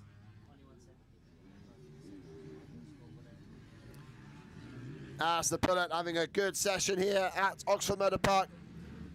Good bit of hard pack to come. Of course, Herlings has got Grand Prix ahead of him, with the MXGP of France next up at La Capelle Marieval. Certainly similar grassland hard pack to this here at Oxford Motor Park. Then it goes to Teutschenthal in Germany, another hard pack circuit that has been given him a real checkered past in recent years. Picked up the back injury there, had a collision with Prado over the finish line. And then last year it served him really well as he came through to take his first Grand Prix win of the year last year in his return from injury. So Herlings, good couple of hard pack GPs ahead of him, and this is perfect preparation for it. After those 2 GPs, they go to Latvia, a more sandy circuit, which Herlings has been known to completely own over the last few years, winning more there than anywhere else. I think it's a total of 12 GPs he's won there. Certainly it's in double figures. or close to it. I got my notes at home, what can I say? But right now, Billy Askew, though, looks like he's broken the pursuit of Jamie Keith for the MX2 victory. So good showing there from Billy. He was under pressure there from the Honda man, but able to hold off the 184 and also put Charlie Cole between them, so that will feel good for him. As Herlings now just put a lap on Joel Rizzi, so incredible work from the Bullet. He's working his way towards the finish line then. Put your hands together for Herlings. Pretty sure this is on his last few corners now. And someone's put a couple of flags up between me and the checker flag, so I can't quite see it from here, but there it goes. Jeffrey Herlings takes the race win then. Whips it slightly sideways to celebrate the fun. There he goes back to the paddock. I'm sure he will work out exactly what he needs to do. A very good workout there for the 5-time world champion. The whole shot for a start. I'm sure that will reassure him completely. Start's always a factor. And he takes that one through. Conrad Muse comes across the line. Sorry again. I'm going to go on DJI now. In second place, 14 seconds back.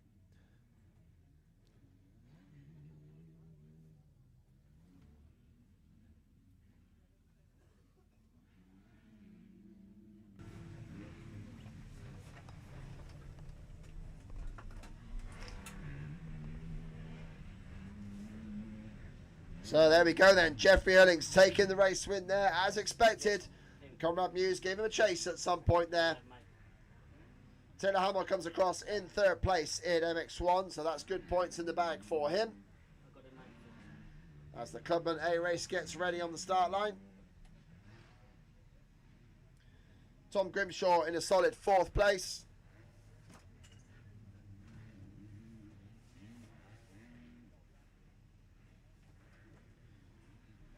Charlie Cole bringing it home in fifth spot there, but Billy Askew wins the MX2 category. Jamie Keith comes home in second place. Those two will dispute that again in race 2. Charlie Richmond winning a race-long battle with Bartlett, although it's not over yet because Richmond has got Bartlett right with him into the final corner, but Richmond holds the inside line. Bartlett nearly gets him, but Richmond just about held that off. That's great racing from the pair of those guys. Two of the youngest riders in the class there, Freddie Bartlett and Charlie Richmond.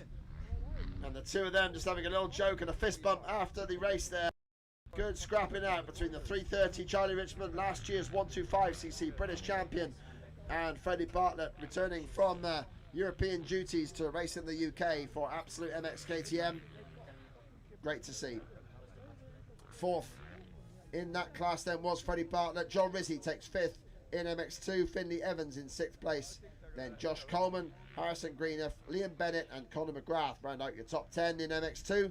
In MX1 it's Herlings from Conrad Muse, from Taylor Hamill, Tom Grimshaw 4th, Charlie Cole 5th, Cameron Duro taking 6th place there, ahead of Charlie Putnam in 7th, Tom Murphy in 8th, Sid Putnam in 9th, and Rob Wood rounded out the top 10 as he just goes past the camera. So there we go. That's the Pro Class Race 1 done and dusted. We will see those guys again, of course. And we now have the Clubman A and B class riders who gave a great show of racing yesterday. Their second race of the weekend lining up now. Then we'll have the Youth 125 and 250 race 2 for the weekend. Then the Clubman C class and then the Vets. So we've got 4 races now before the next NPC Pro race. Okay, so if you're looking for the pros and you're online to see the pros, you've got those 4 races between Pro Moto 1 and Pro Moto 2. And after Pro Moto 2 will be the 85s. So we've got Clubman A and B to follow now, lining up ready to go. Then the Youth 125s and 250s. Then the Clubman C race. And then the Vets classes to round out the first block of racing before NPC Pro Moto 2 gets underway.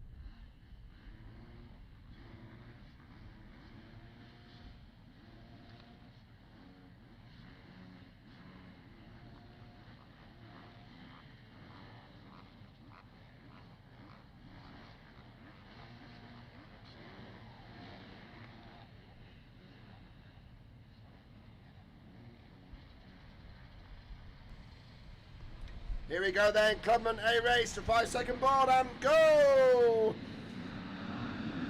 Charlie Richmond won this race yesterday, but now of course he's gone and they're all looking for that first place honours. It's the number 42, Seth Manners, that takes the lead into this one. Josh Greedy was second behind Richmond yesterday,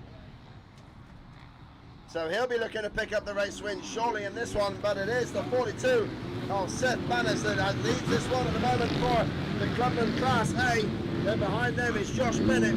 Then it's the 51, the fastest in practice this morning, Hadley Coppard on the start, ahead of the 131, who is in there, Harvey Pomfret having a good one. He was 10th in race 1, so Pomfret having a great start in this one. Josh Greedy, not so good at the moment, but he's in 6th place, the number 133. And you would expect Greedy to move forward in this category there, as one rider stuck outside our commentary point there. So number 23 has got stuck there, and that is Barry Hannon in the Clubman A class.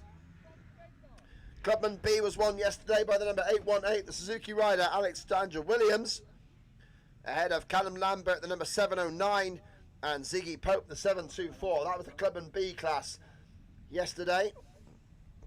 Colby Pearson, the championship leader in that Clubman B, was in 8th spot yesterday. Good battles going on here between the Stark rider, number 51 of Hadley Coppard, trying to get past the fast starting Josh Bassett. Yesterday behind Richmond, Josh Greedy was second. Sebastian Bertium, number 141, had a good race yesterday in 3rd place, ahead of Coppard, who was 4th. Harry Bradley, the number 45 on the 2-stroke Yamaha, was 5th. And 6th yesterday was Seth Manners, number 42. But it's Manners who leads the way right now on that Husqvarna machine, looking in control.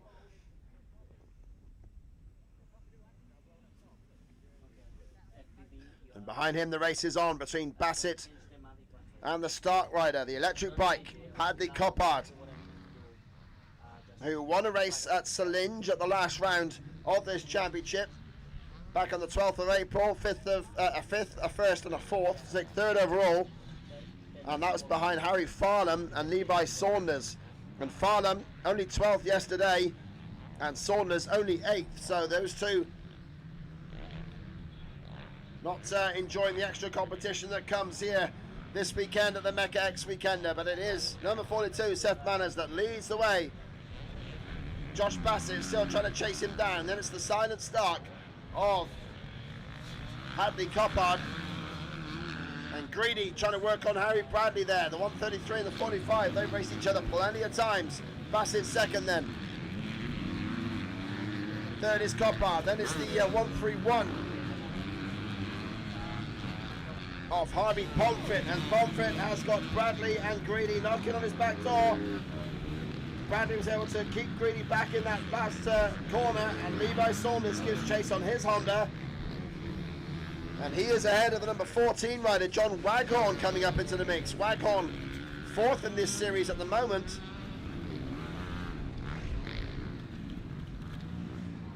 So great scrapping here. Seth Manners, number 42, on that Husqvarna. Like Josh Bassett, one of those youth riders just on the fringe of things. Regularly there between 5th and 10th in the sort of 250 Youth Championship, but then when they hit the pros, of course, it all gets a little bit more complicated. And yeah, Manners and Bassett finding their home here in the Clubman A class and having a good scrap. Josh Bassett always raced the number 34. Mostly rode Austrian machinery back in his youth racing days, but now on the Honda. Seems to be the machine of choice for many at the moment in the privateer ranks. Well, it's good to see that Stark making progress as well. The Hadley Coppard right mounted Stark machine.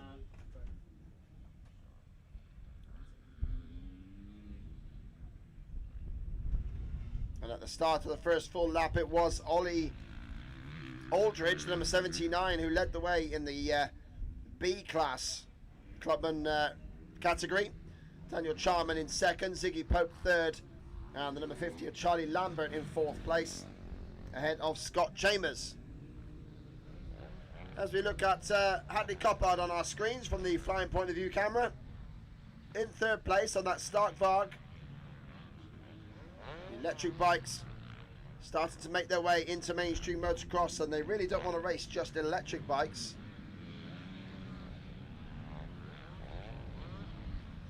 They want to race against petrol engines to show what they can do, and so far Hadley Coppard was fastest in practice this morning. Didn't count for anything, of course, but he is there now in 3rd place. Harry Bradley has moved up to 4th, so we've had issues there for the 131 of Harvey Pomfret. He's lost ground as Bradley moves up to 4th place. Greedy is there in 5th place at the moment. Josh Greedy, the former Arena Cross Pro-Am champion. Levi Saunders has also got past Harvey Pomfret. He drops back down there to 8th place. No, 7th place is Waghorn, who's back there in 8th place, number 14. Then we got the number 22 of Luke Richardson for the first of our B-class riders comes through. And that is Ollie Aldridge on the 79 ahead of Daniel Charman, and then Ziggy Pope in 3rd.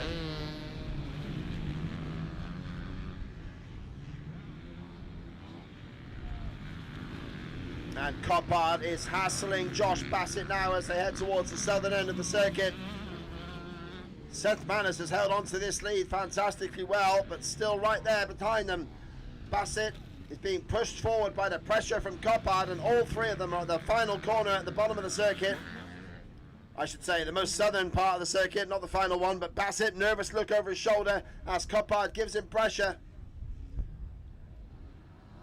Bassett has to press on here. Of course, he can't tell where that machine is by hearing it. I heard yesterday trackside Hadley Coppard actually shouting at a rider in front of him, of course, just to let him know that he was coming. He can't hear the bike, so he's shouting at the rider in front to let him know he's coming. I wonder if he's shouting at Bassett right now as he tries to hunt him down for 2nd.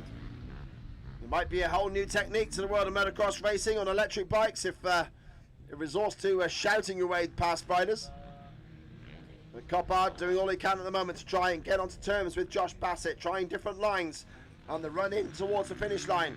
Nice inside rut though from Coppard. He takes that well. Bassett short on landing on the finish line tabletop, and Coppard closes in and through. Coppard alongside and past Josh Bassett over the Dragon's Back jump, past the end of the start straight and into 2nd place. But Bassett is retaliating now, goes for an inside maneuver, sorry, and Coppard, yeah, up to 2nd place there. Makes it his own over the waves. Can he close down? Seth Manners now, the start rider on the move. Oh, gets the corner wrong. Well, if he was on a petrol bike, he probably would have stalled it there, but he manages to recover the mistake and holds on to 2nd place. Bassett still in 3rd. 4th place now is Harry Bradley on that 250 2-stroke Yamaha, old school style. In almost naked looking pink shirt there is Harry Bradley. And he is all alone in 4th place at the moment. Levi Saunders there in 5th. And it looks like we've lost Josh Greedy. Greedy has gone missing because it's Harvey Pomfret next up in 6th place. Then it's John Waghorn in 7th. So we've lost Josh Greedy somewhere. Looking out for him, but the Welshman is nowhere to be seen. Timing is struggling to catch up at the moment.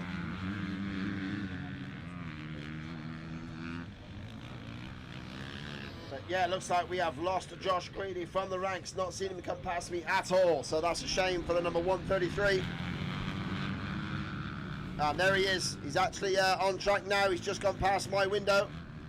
And yeah, Josh Greedy not looking so happy. Having a big shout at one of the B-class riders who nearly chops his front nose off. So here we go then. Seth Manners leading the way, got a lap rider between himself and Hadley Coppard, as I'm sure Coppard also vocalised his frustration at a lap rider there on the silent bike. But Manners doing supremely well in this one, the number 42 on the Husqvarna, leading across the wooded section of the track, the split lane S-bend. Coppard fast into there on the start, figuring out that he can run quite wide there, and it's actually relatively smooth. This race set for 16 minutes plus a lap. We are 7 minutes there, so nearly halfway for these riders. And Coppard was quick over this section last lap around. to make the move up in second, and now he's up behind Seth Manners. Fastest lap of the race that time around then for the Stark rider. 2 minute 24.2, 7/10 faster than Manners in front. He's closing in on that silent machine. In second place, Hadley Coppard is the fastest man on track. Bassett down to third that lap. Harry Bradley still fourth. Levi Saunders in fifth place. Our timing's called up now. Harvey Pomfret in sixth spot. Then it's John Waghorn ahead of Luke Richardson.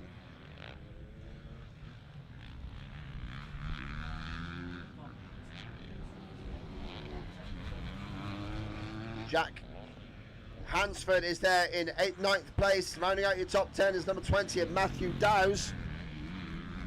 In the Clubman B class, Ziggy Pope has set the fastest lap that time around, 2:44.9. But Ollie Aldridge leads the way in that Clubman B class. Number 79 leads that little battle. Ahead of the 7.24 of Ziggy Pope and the 17 of Jandal Charman.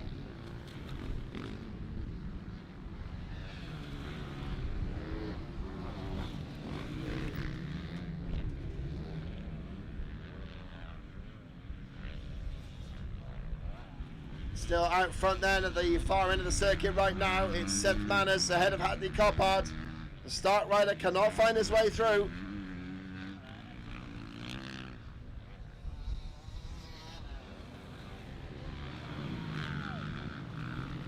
So Manners on that white Husqvarna.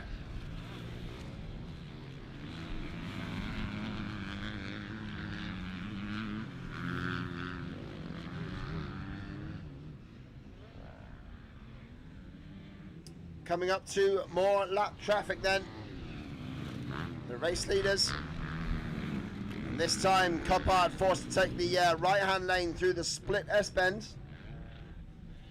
Certainly tricky for him.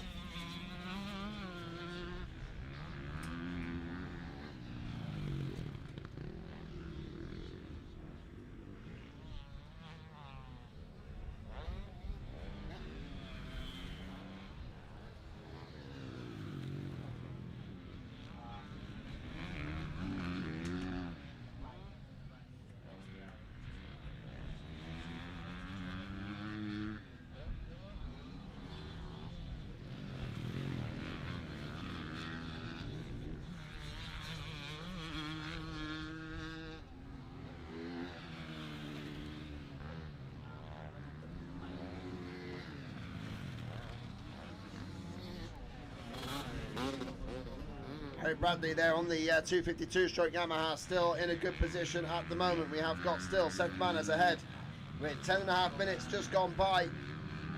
Manners ahead of Coppard. Josh Barrett still there in a solid third. Then it's Harry Bradley ahead of Levi Saunders. Harvey Pomfret in 6th place. John Waghorn in 7th. Luke Richardson 8th. Jack Hansford in 9th. And Matthew Dowes still in 10th spot. While Ollie Aldridge still leads the Clubman B battle. We've got Josh Greedy on our screens right now. And Josh having to recover from a early race crash there. Right the way down the field is Greedy, down just 20th on track. And in terms of his Clubman A class position, that will hurt him in the overall. He's 18th in the Clubman A class in this race, is Greedy. So Greedy really struggling there after finishing a good second yesterday to Charlie Richmond.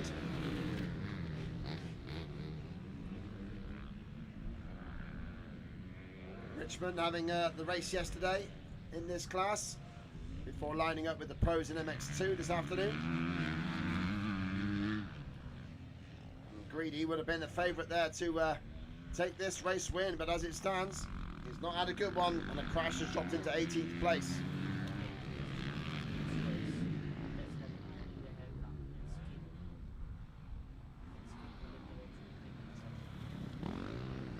But still, Seth Manners leads the way.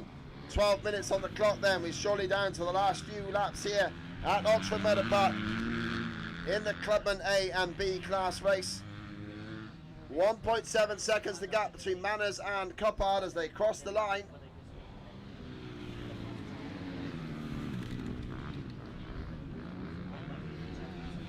I think we're looking at maybe 3 laps to go. 16-minute plus 1 lap race with Manners getting past the medical crews at the moment in the lead. Past me he comes, past the red commentary box there. Oh, and there Hadley Coppard just struggling with the lap rider. Of course, they cannot hear him coming.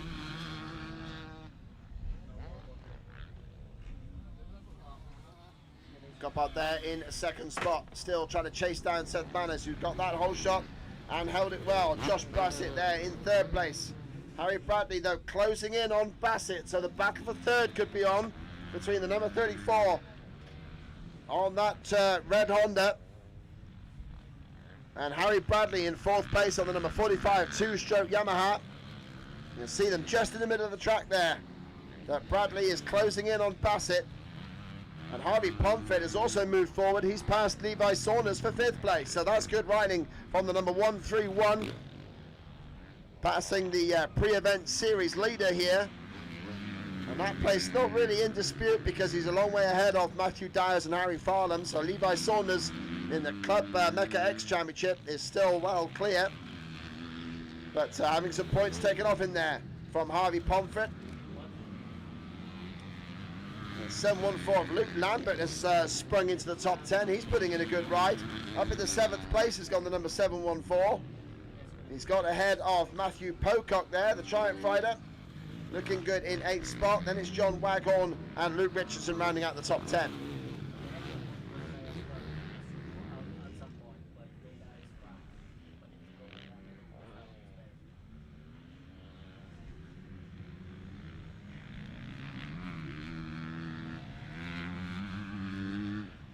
Looks like the leaders on the last few corners now. Seth Manners, number 42. He has pulled clear of Hadley Coppard on that lap. So maybe the start just dropping in power there as the checker flag is out then. That is it for the race.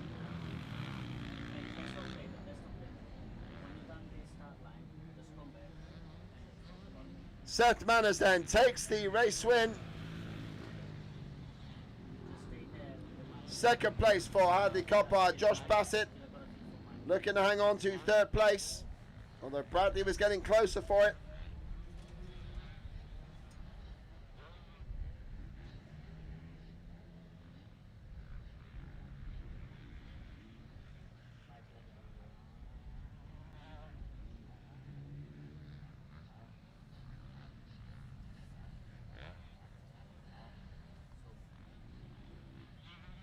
As the checker flag flies then, that looks like Josh Bassett just coming across the line there in third place. Yes, it was. No, Bradley got it. Harry Bradley took third place on that final lap. So the two-stroke hero flying the flag there on the Yamaha got through to third place. Josh Bassett taking fourth spot. And here comes Harvey Pomfret across the line to round out the top 5. And we'll get the rest of those results to you very soon. What up, everybody? Kevin Wyndham here. You're at my house, Farm 14.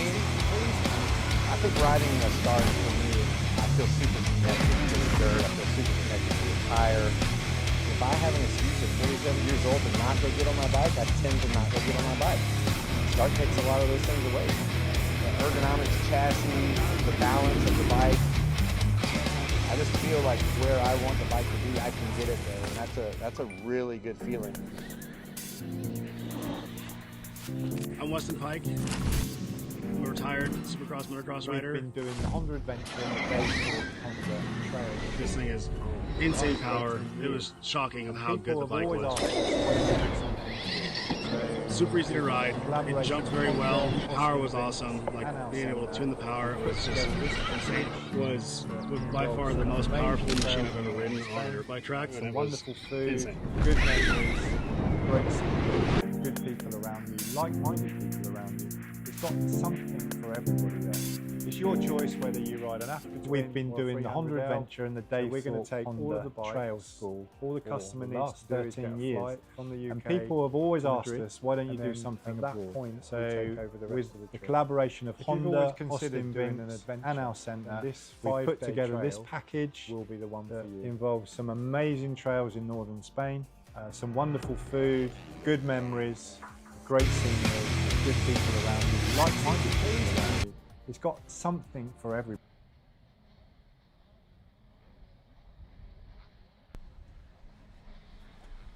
So the 125 and 250 youth classes line up then. Yesterday this race won by 250 rider Max Cork, number 616 on the Dirt Store Triumph. You had Marty Older, the 151 for company all the way through. And the leading 125 was number 581 on the S-Bricks Commercials Yamaha.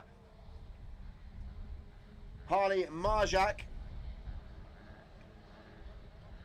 I'll get the news through as to who's got the helmet cam at the moment. We'll find out. We've got a helmet cam running here on the live stream, so that's going to be good to see.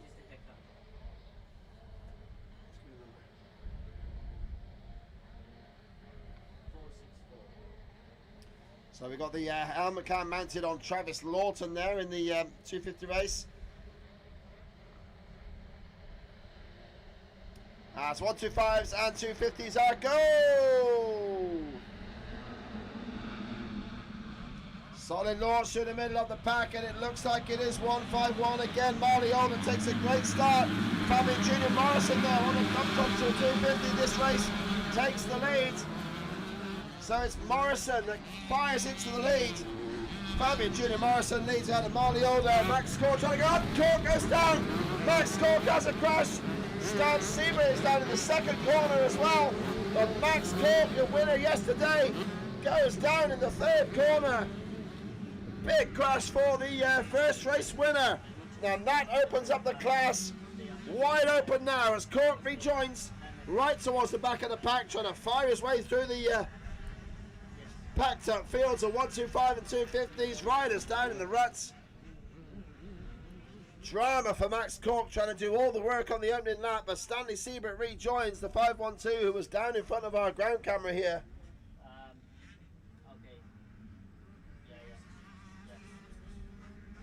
No problem. Can we get the mask up?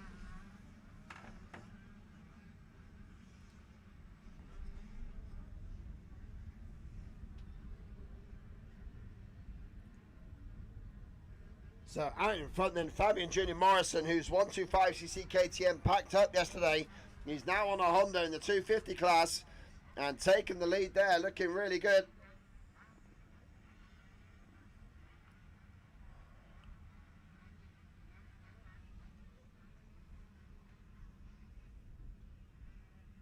Morrison leading the way there from Marley Older.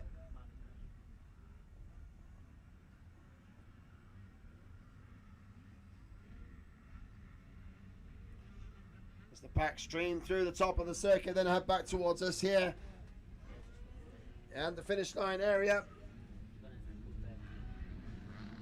Older fighting ahead of, looks like Ryan Cliff, the number 35, is there in third place. Then we got the leading 125.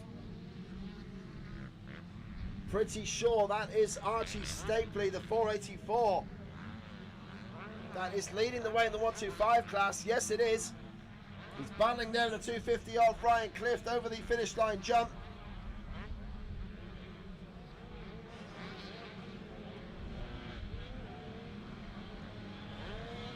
And Stapley looking in great shape. Fabian Junior Morrison leading the way. There's Marley Older. Stapley hassling Ryan Clift there. Then it's Harry Lee on the Dirt Store Triumph ahead of Travis Lawton, our helmet cam wearer. And then the second 125. Of Harley Marjak. Oh, one rider down in the corner again. One of the top runners down. We've just missed it out of our shot. Harley Marjak whips the S-Bricks Commercials Yamaha sideways. Then we've got the number 580 of Robbie Daly in the mix trying to chase down. We've got a yellow flag at the head of the field. Not sure who that is that's down. But we've lost one of our leading riders there.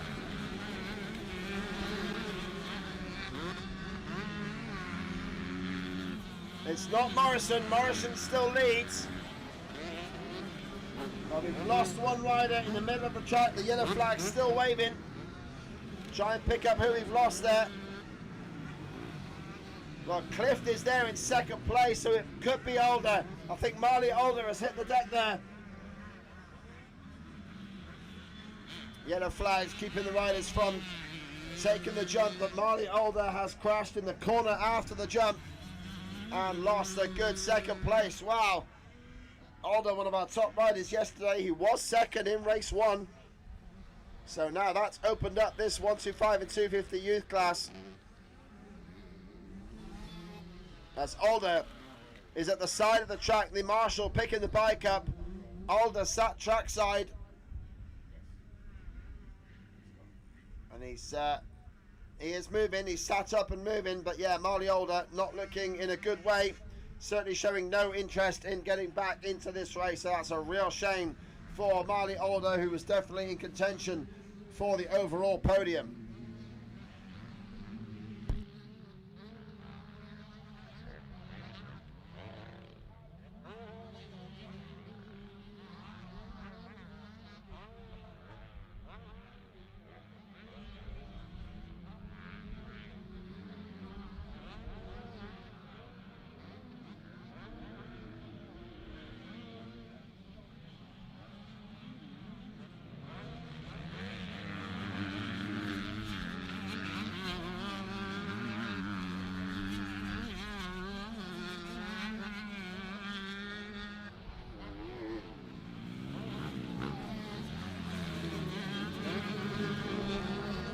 Getting close here for the lead now.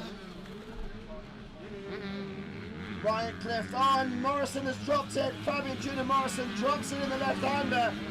Ryan Clift goes into the lead. Amazing result there. So Morrison picks the bike back up ahead of Charlie Hobden and Opie Skinner. But Morrison having a right mess there, and also making a mess of Hobden. We need the medical people.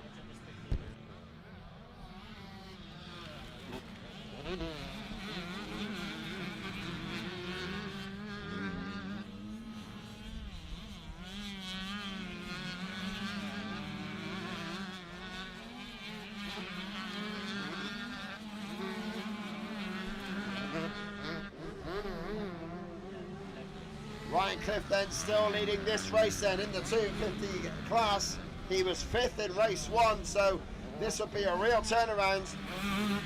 Harry Lee was 3rd yesterday. He is currently 2nd in the 250 class, with Archie Stapley leading the way in the 125s, and Stapley is hassling Clift for the lead position on track. But Ryan Clift, number 35, looking in great shape here.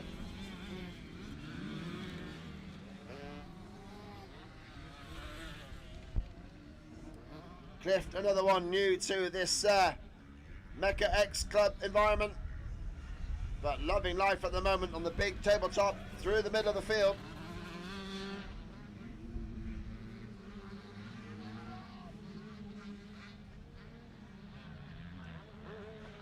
Oh, and Clift gets mixed up with the lap rider.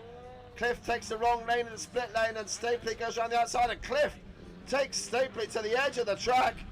Both of them had a shut off and couldn't do the finish line tabletop, so Harry Lee and Harley Marjak are closing in. So we've got 2 battles here, 2 125 against 250 battles. It's Ryan Clift on the red Honda, number 35, that leads the way, being chased by Archie Stapley, the lead 125. Then we've got Harry Lee, 2nd on the Triumph in the 250 class. Then 2nd in the 125s is the 2nd of the S-Bricks Commercials Yamaha, Harley Marjak, number 581. Then we got Robbie Daly there, number 580 for the Rocket, is there in 3rd place in the 125 class. Quite a gap behind them.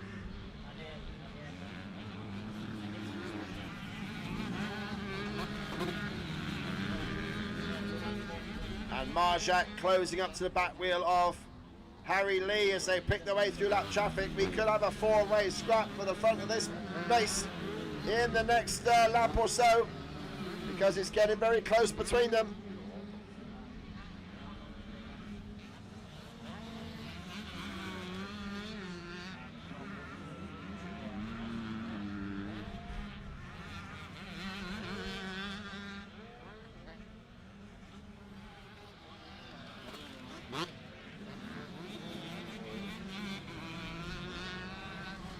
Max Cork also trying to recover from that first lap crash. He's done a good job of it so far, the Dirt Store Triumph man. has already made his way back up to 4th in class behind Fabian Junior Morrison. And he set the fastest lap of the race as well, on a 2:25.8. Almost identical time to Harley Marjak. In fact, Marjak marginally faster by 600ths. As Marjak tries to close in the leaders here. It is still Ryan Clift right in front with 9 minutes on the clock gone.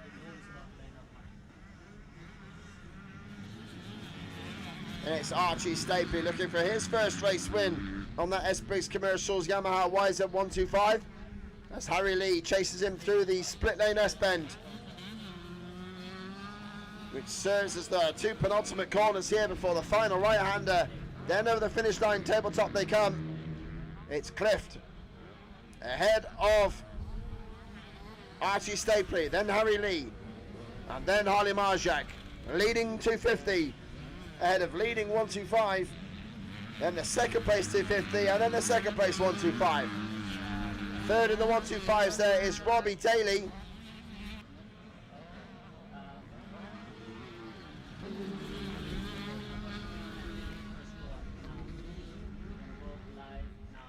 And 6th place is Oakley Skinner, then Tyler Rogers. Then Arash Dealing is there in 8th place ahead of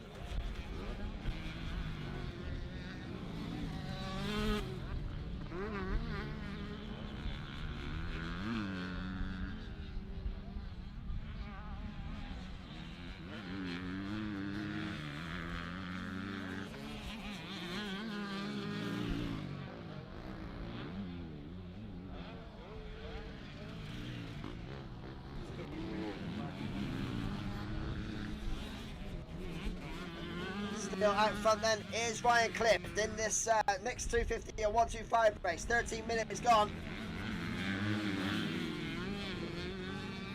Check to see where we are. We've got Ollie Williams in shot, number 177, who is there currently in 5th place. So he's trying to chase down Charlie Hopton there in front of him. Ryan Clift still leading the way.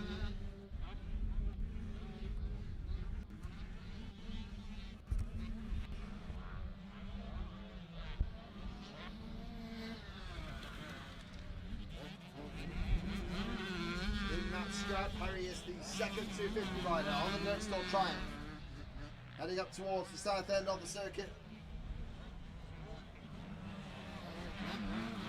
He's still got Harley Marjak all over the back wheel of him, but Stapley and in particular Cliff seem to have just pulled away there a little bit.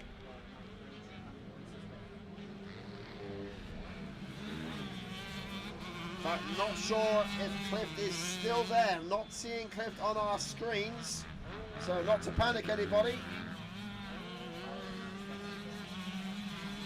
We'll cross the line now.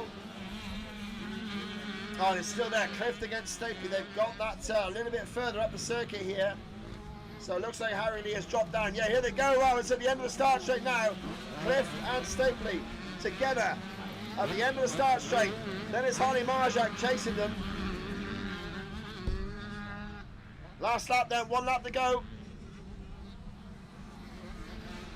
It is the last lap, board out now.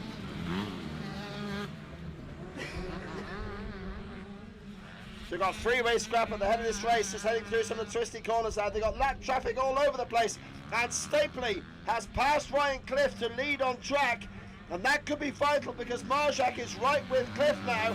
And Marjak, of course, is after the 125 win, which he took yesterday. And that would leave Marjak and Stapley, the 2 S-Briggs Commercials Yamaha teammates, level on points coming into the final race of the day.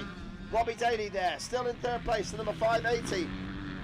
Marjak on our screens now, trying to chase down to Ryan Clift, but the rider in black, Archie Stapley, picked his way through the lap riders perfectly. He's still doing so. Riders all over the track, and Archie Stapley is picking his way through brilliantly. Ryan Clift struggling with a couple of them, getting held up there. Marjak trying to carve in behind him. Marjak needs to pass both Clift and Stapley to try and take the 125 class lead.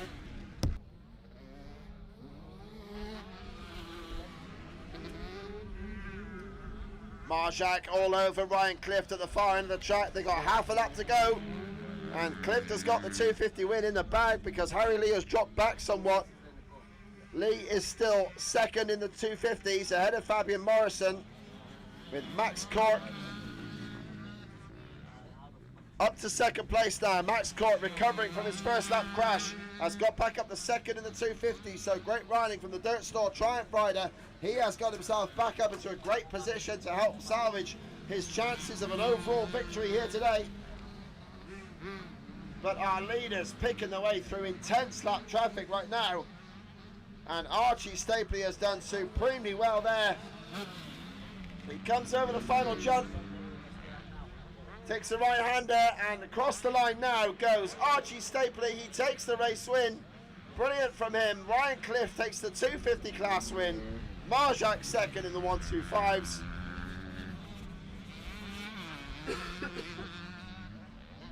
Excuse me there, and yeah, Archie Stapley, a great result for him.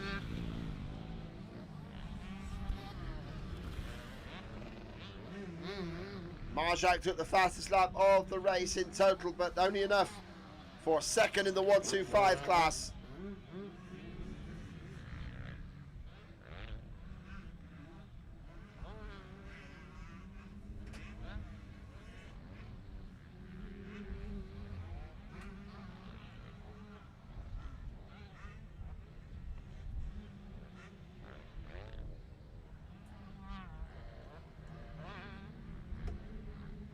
So a great show from the S-Priest Commercials Yamaha squad there, the two YZ 125 riders.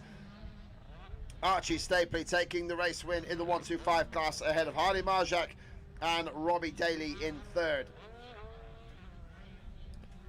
Charlie Hobden took fourth and number 414, and in fifth place was Ollie Williams. Tyler Rogers in sixth, Oakley Skinner in seventh, Mr. Deering there, number 20. Arash Deering, got his way through into 8th place. Stanley Siebert 9th and Sonny Bixby in 10th. And then Ryan Clift takes the win in the 250 class ahead of Harry Lee. Max Cork taking 3rd there. Fabian Morrison 4th. Travis Loughton 5th. Tristan McGrath in 6th place. And in 7th, the number 9 of Mason McPherson. Then it was Oliver Bardot, Jack Sebo in 9th. And in 10th place, number 222, George Compton. So there you go, that's the mixed youth 125 and 250 class done as the Clubman C riders make their way to the start line.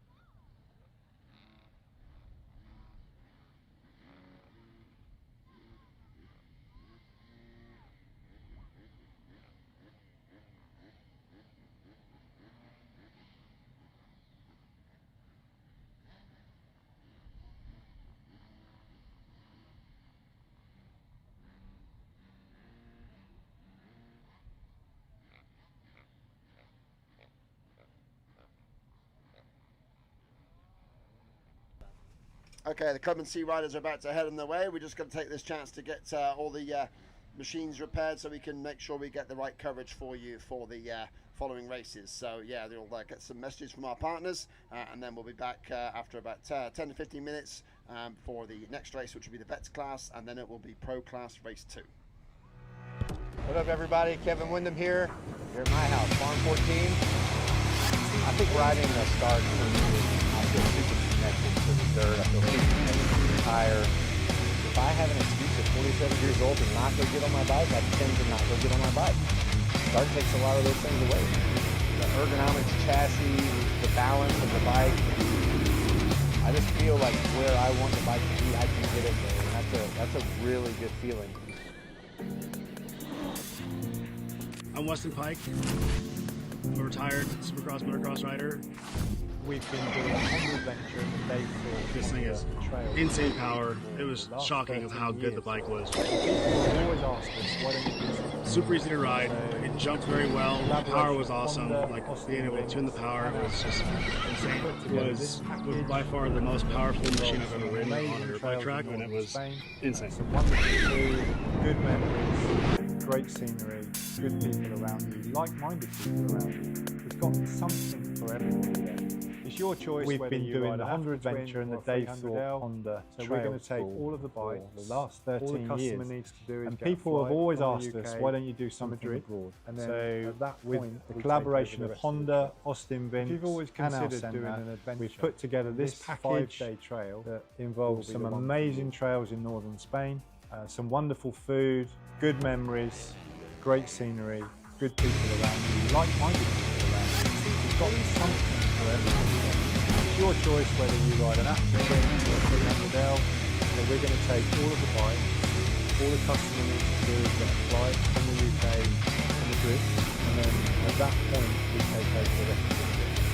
We've always considered doing an adventure, and this 5-day trail will be the one for you. What up, everybody? Kevin Windham here. You're at my house, Farm 14. I think riding a start for me, I feel super connected to the dirt. I feel super connected to the tire. If I have an excuse at 47 years old to not go get on my bike, I tend to not go get on my bike. Start takes a lot of those things away. Collaboration of the ergonomics, chassis, the balance of the bike. We put together this package. I just feel like where I want the bike to be, I can get it there, and that's a really good wonderful feeling. Food, good memories, great scenery. I'm Weston Pike. Like-minded people. I'm a retired Supercross motocross rider. For everybody there. It's your choice whether you ride an African This thing is 300L. insane power. So It was shocking of how good the bike was. Super Super easy to ride. It jumped very well. The power was awesome. Like being able to tune the power was just insane. It was by far the most powerful machine I've ever ridden on a dirt bike track, and it was insane.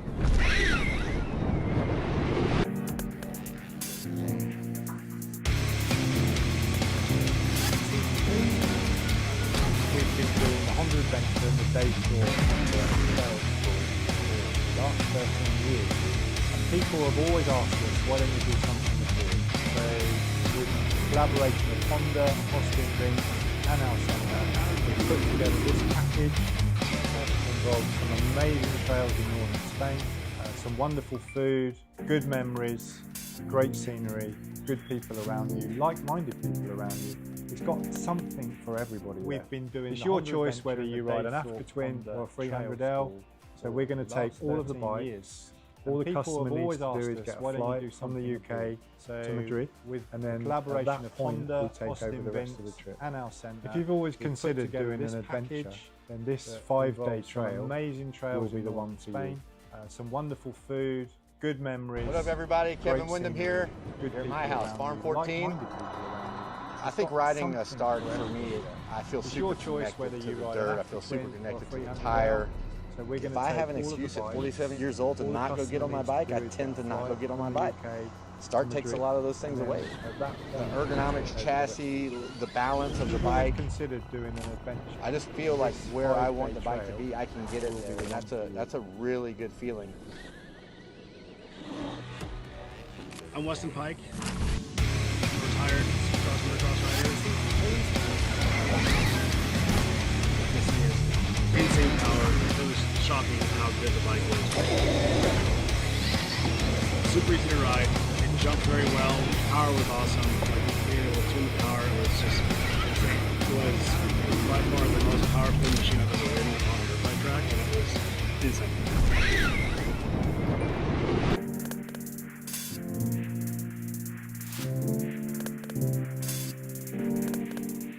We've been doing the Honda Adventure and the Dave Thorpe Honda Trail School for the last 13 years.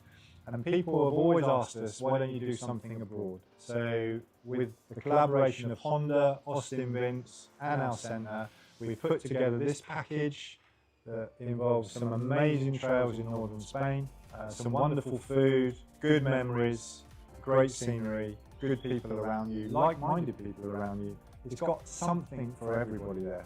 It's your choice whether you ride an Africa Twin or a 300L. So we're going to take all of the bikes. All the customer needs to do is get a flight from the UK to Madrid, and then at that point we take over the rest of the trip. If you've always considered doing an adventure, then this 5-day trail will be the one for you. What up, everybody? Kevin Wyndham here. You're at my house, Farm 14. I think riding the start for me, I feel super connected to the dirt. I feel super connected to the tire. If I have an excuse at 47 years old to not go get on my bike, I tend to not go get on my bike. Start takes a lot of those things away.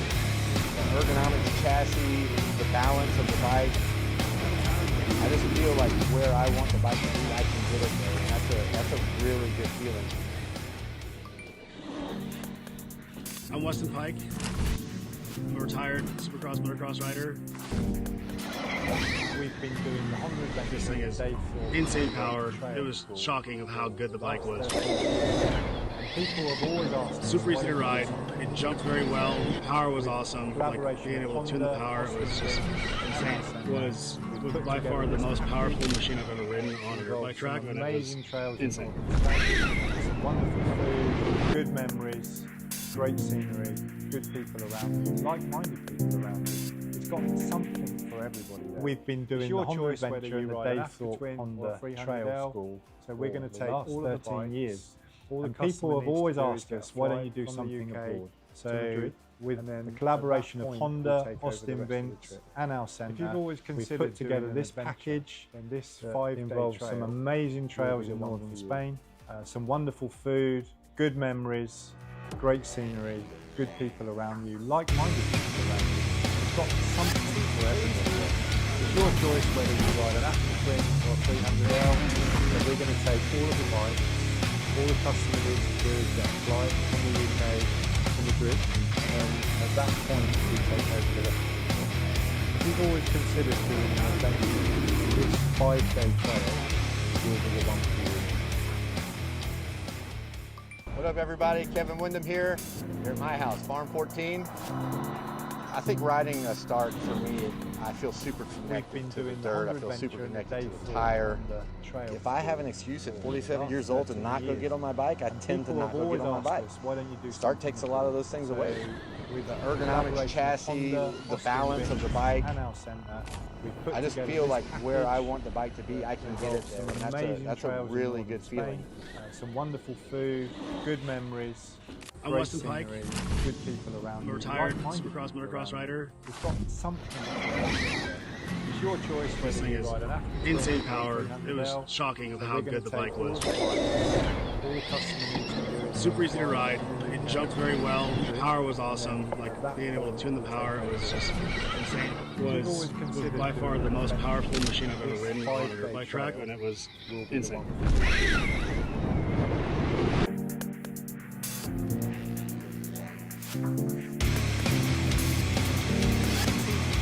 We've been doing the Honda Adventure and the Dave Thorpe Honda Trail for the last 13 years. And people have always asked us, why don't you do something abroad? So with the collaboration of Honda, Austin Vince and our centre, we've put together this package that involves some amazing trails in northern Spain, some wonderful food, good memories, great scenery, good people around you, like-minded people around you. It's got something for everybody there. It's your choice whether you ride an Africa Twin or a 300L. So we're going to take all of the bikes. All the customer needs to do is get a flight from the UK to Madrid. And then at that point, the collaboration of Honda, Austin Vince. If you've always considered doing an adventure, put together this 5-day trail involves some amazing trails in northern Spain. Some wonderful food. What up, everybody? Kevin Wyndham here. Great Here at my house, Farm 14. I think riding a start for me, I feel super connected to the dirt. I feel super connected to the tire. If I have an excuse at 47 years old to not go get on my bike, I tend to not go get on my bike. Start takes a lot of those things away. The ergonomics chassis, the balance of the bike. If you've always considered, I just feel like where I want the bike to be, I can get it there, and that's a really good feeling. I'm Weston Pike. I'm a retired motocross rider. Insane power. It was shocking how good the bike was. Super easy to ride. It jumped very well. The power was awesome. Like being able to tune the power was by far the most powerful machine I've ever ridden on a dirt bike track, and it was insane.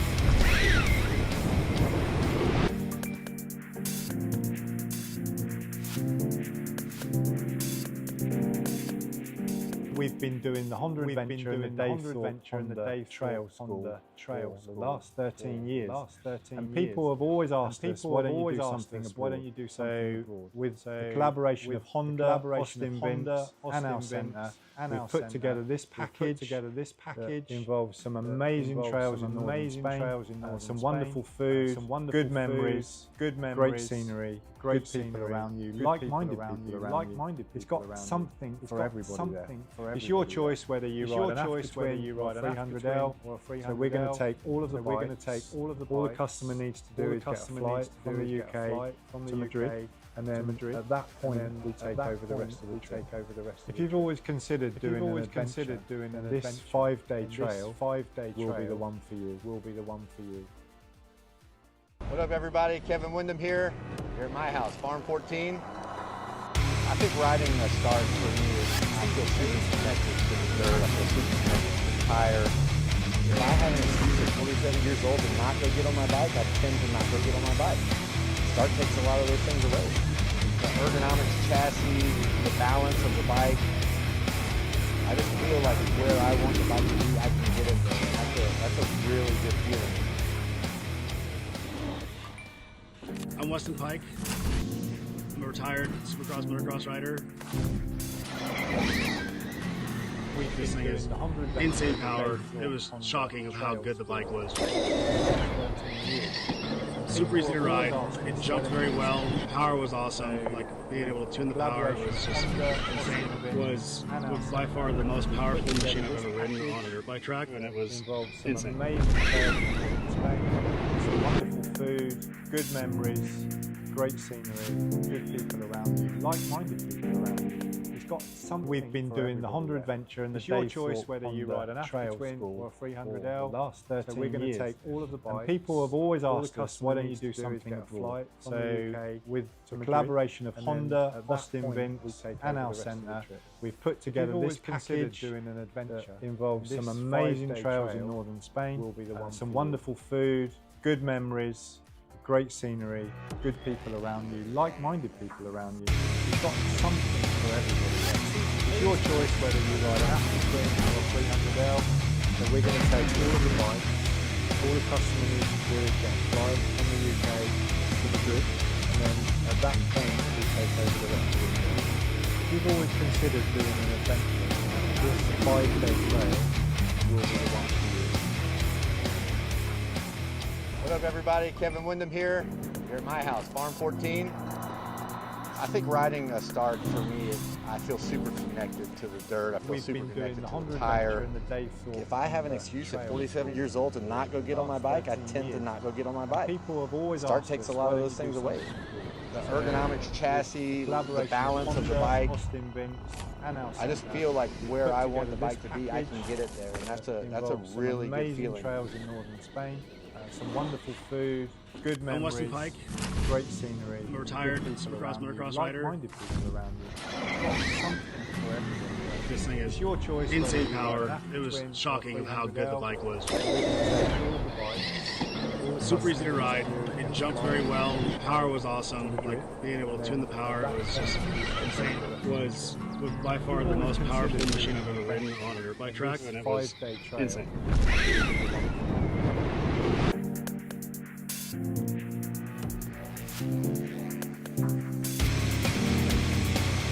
We've been doing the Honda adventure and the day's walk on the trail for the last 13 years. And people have always asked us, why don't we do something new? So with collaboration of Honda, Austin Ring and our centre, we've put together this package that involves some amazing trails in northern Spain, some wonderful food, good memories, great scenery, good people around you, like-minded people around you. It's got something for everybody there. It's your choice whether you ride an Africa Twin doing the 300L, and the day. So we're going to take all of the bikes. All the customer needs to do is get a flight from the UK people have always asked to Madrid, us, why don't you do and something then abroad? at that point So we'll take over with the rest of the collaboration trip. of Honda, If you've always Austin considered Vince, doing an and our adventure, centre, then this we've put together 5-day this trail package will be the one for you. involves some amazing trails in northern Spain. What up, Some everybody? wonderful Kevin food, Wyndham here. Good Here memories. at my house, Farm Great 14. scenery, good people I around think you, riding a like-minded start people for me, around you. I feel It's got super something connected to for the dirt. I everybody feel there. super It's connected your to the choice tire. whether you ride an Africa If Twin I have an or excuse at 300L. 47 years old to So not we're go gonna get on take my all bike, the I bikes. tend to not go get on my All bike. the customer needs to Start do is takes get a lot of flight those things from away. the UK, The ergonomics chassis, and the then balance of the we'll bike. take over the rest of the trip. I just People feel like always where I considered want the doing bike an to be, I can get it there, This and that's 5-day a trail really good feeling. will be the one for you. I'm Weston Pike. I'm a retired Supercross motocross rider. This thing is insane power. It was shocking of how good the bike was. Super easy to ride. It jumped very well. The power was awesome. Like being able to tune the power was just insane. It was by far the most powerful machine I've ever ridden on a dirt bike track, and it was insane.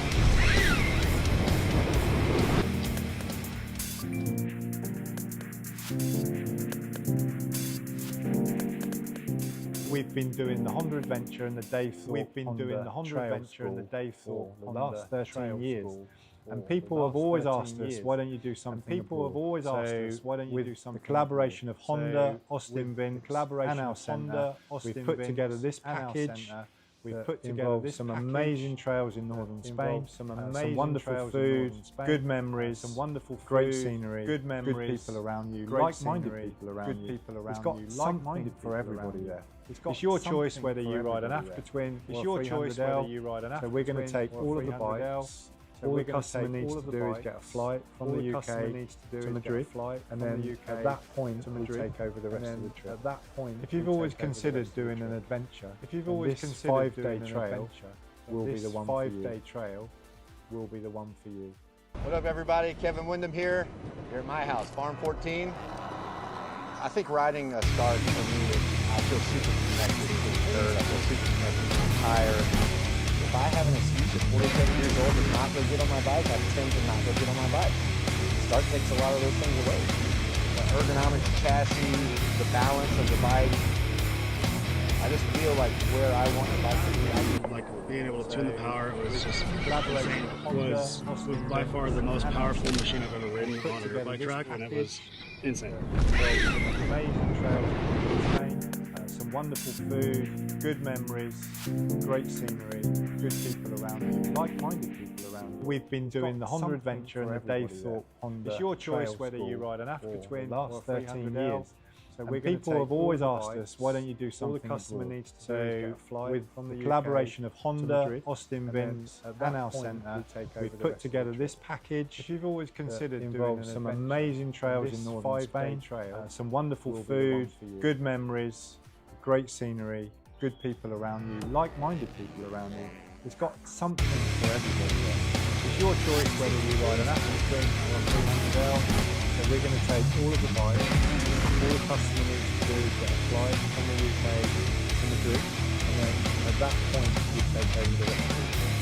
If you've always considered doing an adventure, and this 5-day trail be the one for you. What up, everybody? Kevin Wyndham here. You're at my house, Farm 14. I think riding a start for me, I feel super connected to the dirt. I feel super connected to the tire. We've been doing the Honda If I have an excuse at 47 years old to not go get on my bike, I tend to not go get on my bike. Start takes a lot of those things away. The ergonomics chassis, the balance of the bike. Of Honda, Austin, I just feel like where I want the bike to be, I can get it there.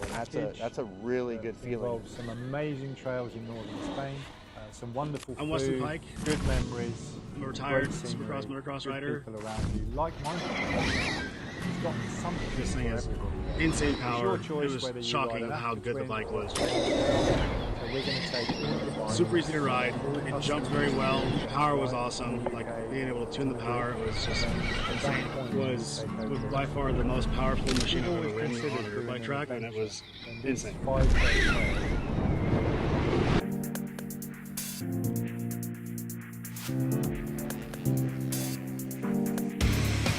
We've been doing the Honda adventure and the day talk on the trail for the last 13 years.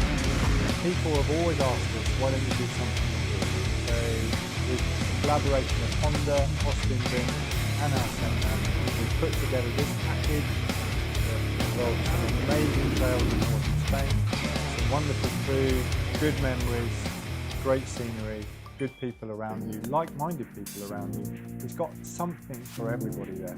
It's your choice whether you ride an Aquatwin or a 300L. We've been doing the Honda. So we're going to take all of the bikes. All the customer needs to do is get a flight from the UK to Madrid. People have always asked us, at that point we take over the rest of the trip. If you've always considered doing an adventure, then this 5-day trail we've put together will be the one for you.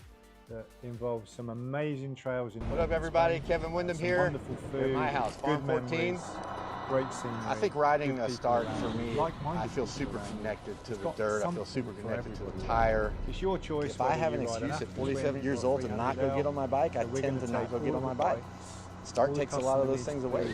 The ergonomics chassis, the balance of the bike. At that point, we take over. I just feel like where I want the You've bike always to be, I can considered get it doing there. an And that's a And really this good 5-day feeling. trail will be the one for you. I'm Weston Pike. I'm a retired Supercross motocross rider. This thing is insane power. It was shocking how good the bike was. Super easy to ride. It jumped very well. The power was awesome. Like being able to tune the power, it was just insane. Was by far the most powerful machine I've ever ridden on a dirt bike track, and it was insane.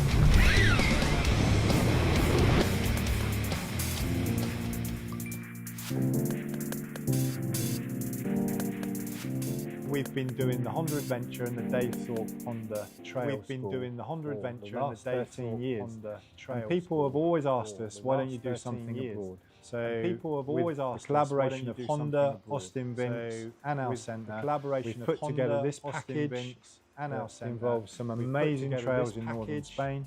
Some wonderful food, good memories, Spain, great scenery, wonderful food, good people around good memories, like-minded people around great scenery. It's got something for everybody. Like-minded people. It's your choice whether you ride an Aquatwin or a 300L. It's your choice whether you ride an Aquatwin or a 300L. All the customer needs to do is get a flight from the UK to Madrid, and then at that point we take over the rest of Madrid. And then if you've always considered doing an adventure, then this 5-day trail will be the one for you. And this 5-day trail will be the one. What up, everybody? Kevin Wyndham here. You're at my house, Farm 14. I think riding a start for me, I feel super connected to the dirt. I feel super connected to the tire. If I have an excuse at 47 years old to not go get on my bike, I tend to not go get on my bike. Start takes a lot of those things away. The ergonomics chassis, the balance of the bike. I just feel like where I want the bike to be, I can get it there. And that's a really good feeling. I'm Weston Pike. I'm a retired Supercross motocross rider. This thing is insane power. It was shocking how good the bike was. Super easy to ride. It jumped very well. The power was awesome. Like being able to tune the power, it was just insane. It was by far the most powerful machine I've ever ridden on a dirt bike track, and it was insane. amazing trails in northern Spain, some wonderful food, good memories, great scenery, good people around you. Like we've been doing the Honda Adventure and the Dave Thorpe Honda Trail School. It's your choice whether you ride an 13 years or a 300. And people have always asked us, why don't you do something abroad? So with the collaboration of Honda, Austin Vince and our centre, we've put together this package that involves some amazing trails in northern Spain, some wonderful food, good memories, great scenery, good people around you, like-minded people around you. It's got something for everybody there. It's your choice whether you ride an Active Twin or a 300L. So we're going to take all of the bikes, all the customers that fly from the UK and the grid, and then at that point we take over the rest of the trip. We've always considered doing an adventure, and this 5-day trail will be the one we do. What up, everybody? Kevin Wyndham here. Here at my house, Farm 14. I think riding a start for me, I feel super connected to the dirt. I feel super connected to the tire. If I have an excuse at 47 years old to not go get on my bike, I tend to not go get on my bike.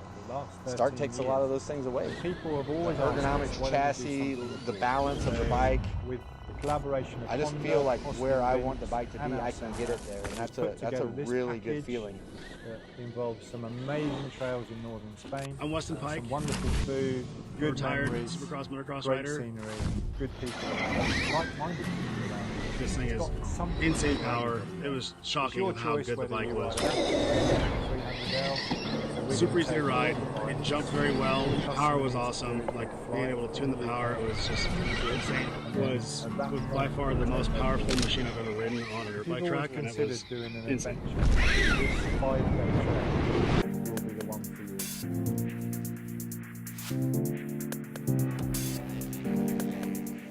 you. We've been doing the Honda Adventure.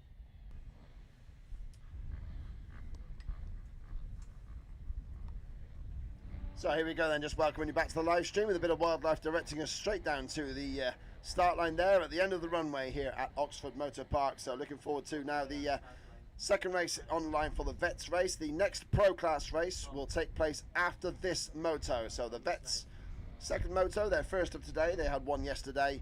Glenn Phillips took the win there, number 414, ahead of Steve Bixby, number 55, and the number 16 of Paul Barand. So these three guys will be chasing after it again. In the over 50s yesterday, the race win was taken by number 511, Scotty Williamson. Sean Hunter, number 95, was second.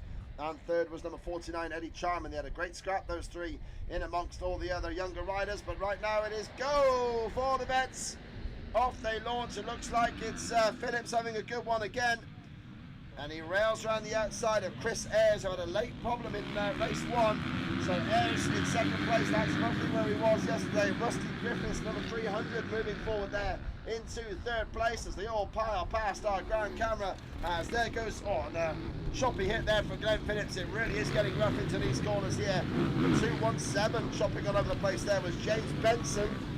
But yeah, it is Glenn Phillips looking to hide away at the moment. Griffiths in second has passed Chris Ayres for that position. Looking through for Bixby. I think he's got through into fourth place as he just passes Benson over the tabletop. Oh, problems on the first lap for number 5, Lee Friend. He pulls right off the side of the track and has to paddle his way through the ruts at the back. But meanwhile, Phillips, no such problems for him. One of the top riders of his time, the Welsh kid, number 414. Always a strong, stocky character. And a real party guy as well. Superb, fun character is Glenn Phillips, but certainly deadly quick on a motocross bike. Was privileged to work this in. Was privileged to commentate on the British Veterans Championship racing last year when him and Neville Bradshaw had a fantastic scrap. Some of the best racing you've ever seen, taking chunks out of each other around that glorious old school Toddington circuit. But yeah, Phillips now over this much more modern Oxford Motor Park, enjoying himself in the Vets class. But yesterday, Steve Bixby did close him in there towards the tail end of the race.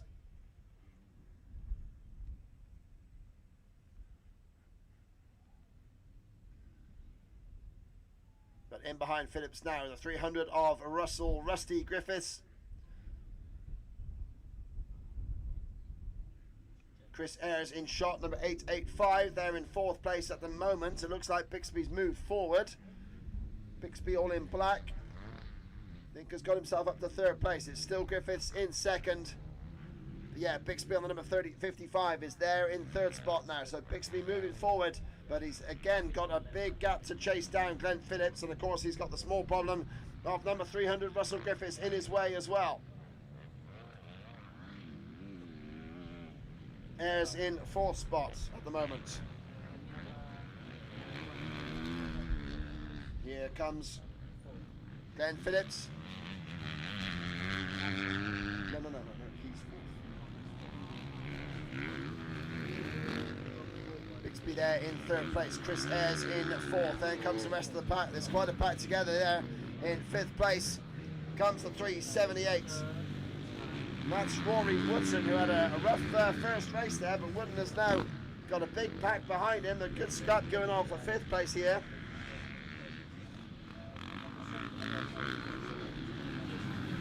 It is Rory Woodson with the 19 of Kurt Richardson all over his back wheel. Then you got the 199 of Brad Pounder. Paul Barand, who was 3rd in race 1, down in 10th place in this one, so Barand has had an issue there.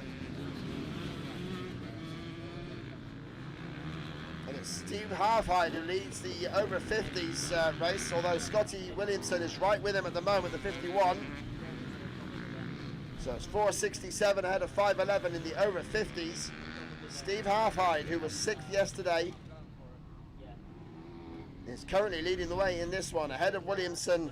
Then you got Eddie Charman, who was 3rd yesterday, is 3rd again today, and Sean Hunter in there in 4th place. Jason Holland in 5th, and the 67 of Matthew Prosser in 6th spot.